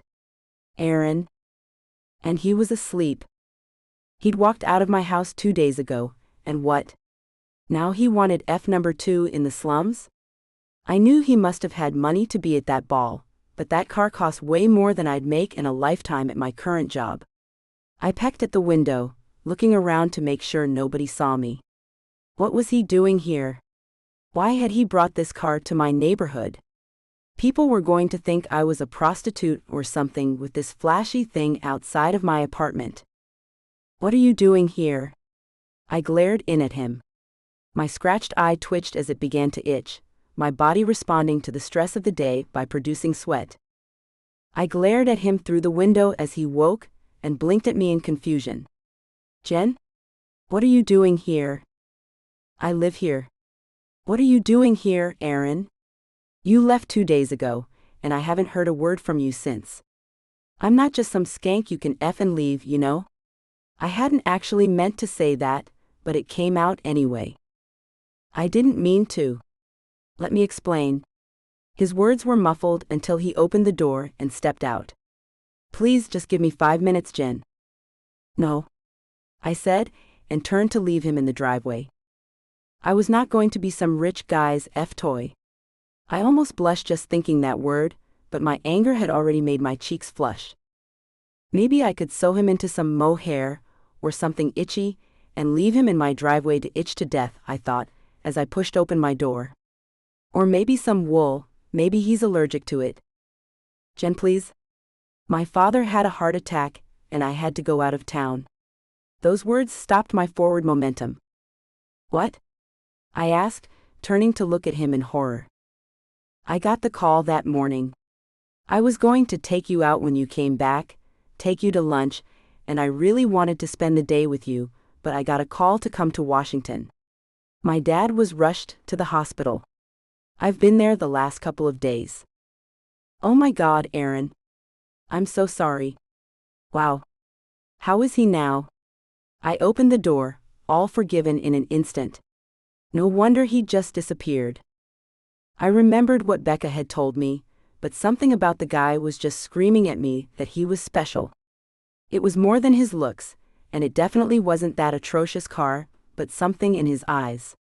That's why I couldn't stop thinking about him. He's mending now. You can meet him later this week if you'd like. He paused to ruffle his hair, his eyes smiling at me nervously. If you don't hate me now. I have to admit, I was a bit peeved, but you can't help your dad being ill like that. Wow, I'm so glad he's all right. I stopped to look at him. I'd offer you something to drink, but I was going to stop at the market, but I was in an accident on my way home, and my car is now in a junkyard somewhere, I think. What? He rushed up to me at the tiny space I called my kitchen, and pushed me against the 4-foot-wide cabinet that served as my sink cupboard combo. Are you all right? Do you need a doctor? Is that how you got this scratch on your eyelid? He was looking me over, his hands moving over my body quickly but softly. I'm fine, really, in need of a drink or 6, but fine? Really, I promise, Aaron.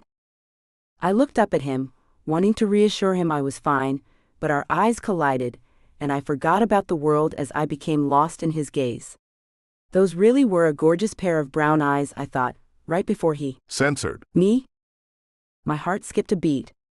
I'd come home certain that this night was going to end in tears, as soon as I could force them out of my eyes. I tried not to give up on my first thoughts of Aaron, despite Becca's warning, and it was paying off. He was censored me in my kitchen now. My hair was in a ponytail with a few strands down for that wispy effect, and his hands brushed those strands back as he pulled my face to his, our lips fusing as our censored began to tangle. He was here, and oh God, he smelled so good. He tasted even better. I was on the verge of winding my arms around his neck to press my body to his, when he pulled back, his eyes filled with glee. You still don't know who I am, do you? It was like he'd only figured it out then. Well, no, not really. Who are you? I blinked at him, curious but also amused. He said it like he was somebody important. I would never attract a man that was someone important, I knew that much. Yours if you'll have me, he said with a wink as he pulled me with him to the front door. Come with me? Where are we going? Should I change first? I had on the black silk skirt I'd found in a thrift shop with a black rayon top. My low-slung heels were killing my feet, but I liked how his eyes flared when he looked at me. No. You're so sexy in that outfit.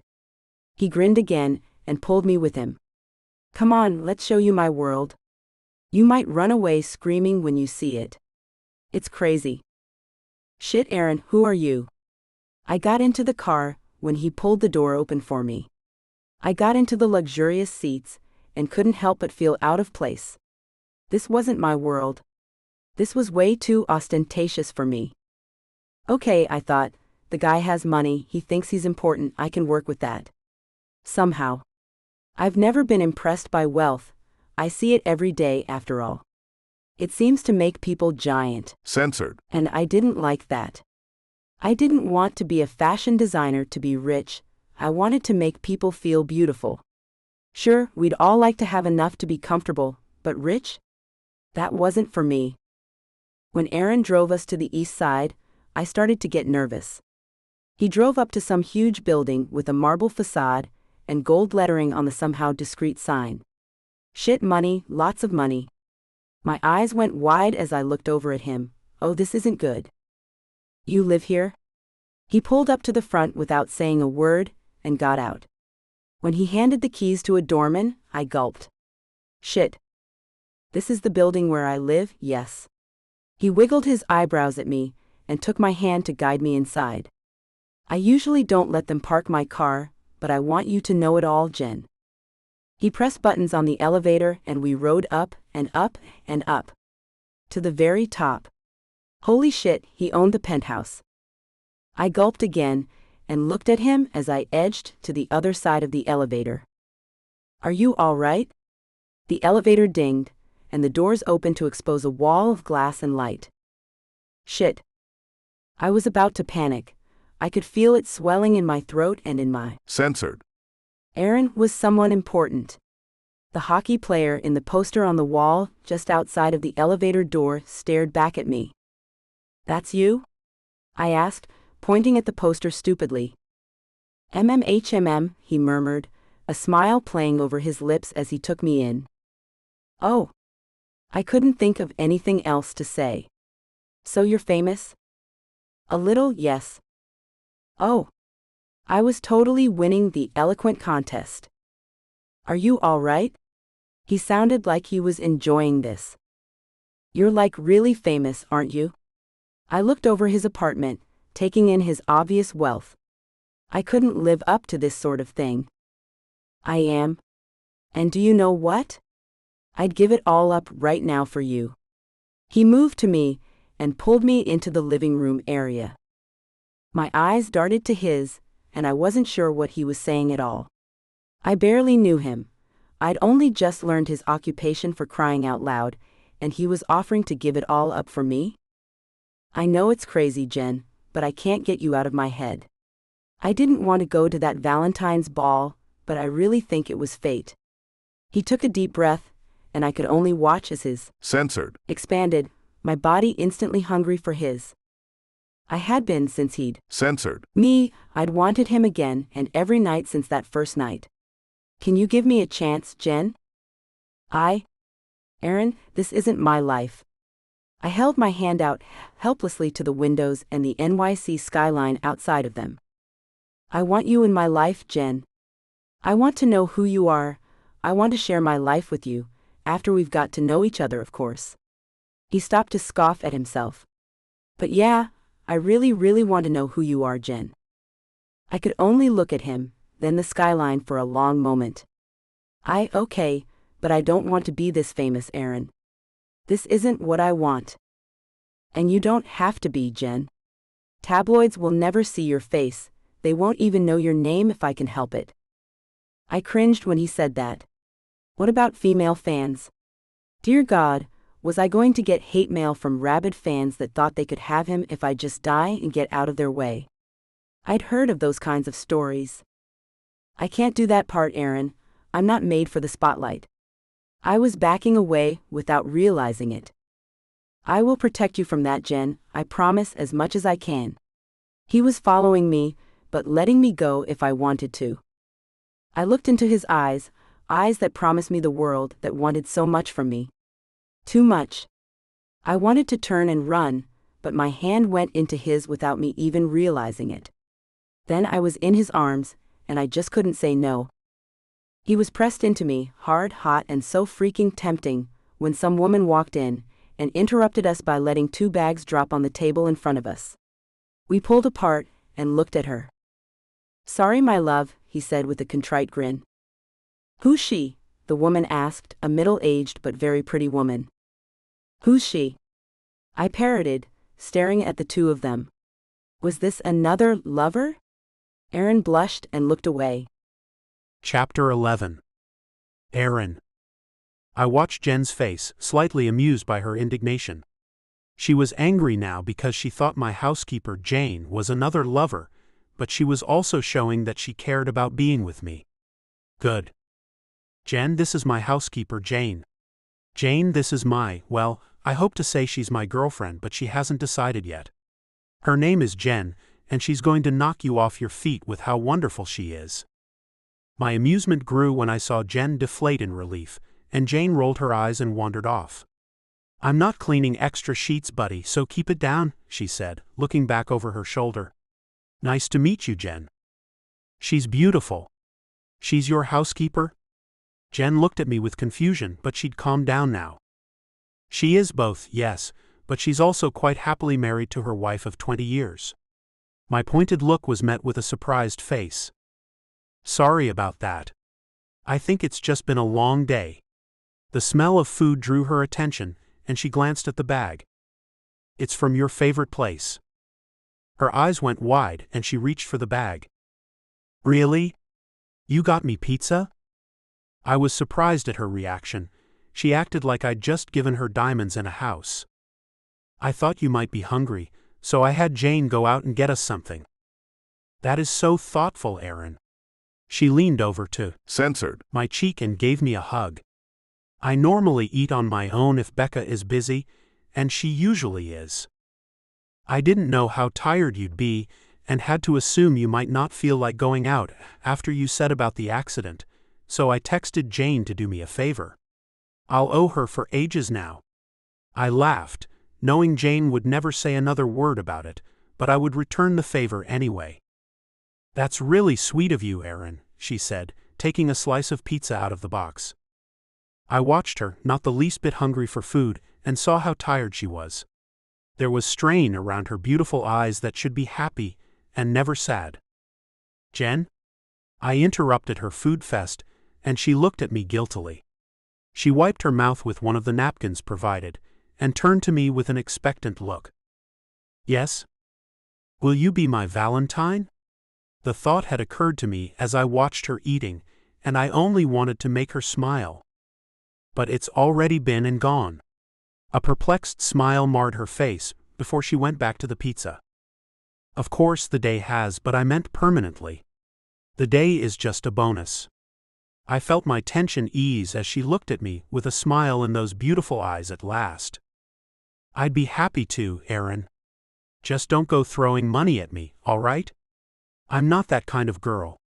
She popped one of the soft peppermints into her mouth that came with the pizza and chewed it thoughtfully.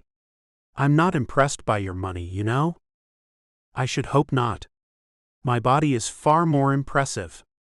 I smirked at her for a moment, and then laughed because she looked so taken aback by my ego trip. I'm only kidding, although I do work hard to stay healthy. I have to stay fit or I'll lose my contract. Honestly, it is rather impressive. She swallowed the last of her candy and moved to lean into me on the couch where we were sitting. I haven't been able to stop thinking about it, really. Yours is a wonder to behold too, you know. I wasn't going to tell her just how many times I'd pictured those tantalizing Censored. of hers, or how many times I'd remembered the taste of her on my Censored. I'd barely been able to concentrate sometimes because a memory of a sound she'd made, or the way her face had displayed her pleasure, had popped into my head. I was hard in an instant, and from the fire in her eyes, I knew Jenn was feeling the same way. I wanted her right there on the couch, with the sun setting over the city as our backdrop. Jane? I called out, but there was no answer. She'd left then. You sure you want to do this, Jenn? It's been a rough day, you've had an accident. This scene has been censored to provide a safe and enjoyable reading experience for everyone. It took a few minutes for us to catch our breath, but soon she was struggling to breathe with my weight on her, so I eased away from her. Would you like a shower? I'd love one. When my legs aren't jelly, that is. She was a beautiful sight. Her legs still open, her body proudly on display, one arm over her face. She moved it to blink at me with a weary smile. Are you always that good? I aim to score, baby. That's my job. I gave her a loaded grin, and she laughed at my double meaning. That was cheesy, she said, but her eyes let me know she was teasing. Not as corny as that show you mentioned the other night. What's it called? Something about the Big Bang Theory? What? That is not corny. It's funny. She sat up, reaching for a throw on the back of the couch. Have you even watched it? I don't watch a lot of television, so no. I took part of the blanket and brought her closer to me, tucked up under my arm. But I shall watch whatever you like, my darling, and I promise I'll try to find it amusing." She gave me a humming grumble of acceptance before she reached for her wine again. "I guess we have a lot to learn about each other, don't we?" "We do, yes, but that's not a worry. We have all the time in the world if you want." "I want. I don't know where this relationship is going, Aaron. You may end up hating my simple ways, but I'd like to find out where it leads. I can live with your ostentatiousness, if you can live with my simplicity." "What, you don't like my car?" I was surprised. Most women went drippy over that thing. "It's just too much." "It's not my thing." I liked the way she sneered a little. She was being honest, and that was not only adorable, it was sexy as F. Not afraid to speak her mind, this one. "I'll get rid of it then." "What should I get instead?" I'd give her anything she asked for, if she'd only ask. I was coming to see that Jenn wasn't the usual female, out for only what I could give her. She wanted my time, parts of me, rather than my wallet. That was even sexier. "A bike?" she suggested, not looking at me. "What?"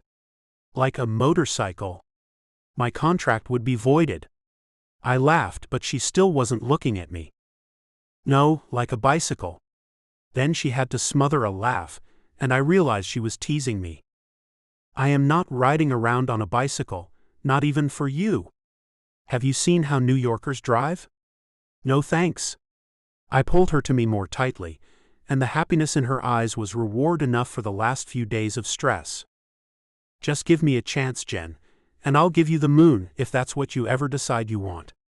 But mostly, I'll give you every bit of my heart." I spoke the words as I looked straight into her eyes, so she'd know just how serious I was. "That's all I want, Aaron. A chance to love and be loved. I might not be able to give you the moon, but I can give you all the love a single person could ever ask for." Her eyes were just as serious as mine now. Her hand cupped my cheek and I moved down to Censored. her again. She still tasted of peppermint. I picked her up in one smooth move and carried her to the shower. It was time for round 2, and for my heart to fall even deeper for her. Neither of us could say where we were heading, but for now that was all right. It was a beginning, and that's all I could ask for. Beginnings led to middles, and so on after all. We had a future, and that's far more than I'd ever expected. A future with Jenn might just eclipse my sports career. She laughed as I put her in the shower, stockings and all, and her laugh told me I couldn't be more right. This was the life we needed, the life we wanted, and we'd found it at last. With each other. Thank you for reading One Night Only. If you like this story, I think you'll enjoy my book. Download Dark Desire now. About Summer Cooper. Thank you so much for reading. Without you, it wouldn't be possible for me to be a full-time author. I hope you enjoy reading my books as much as I do writing them.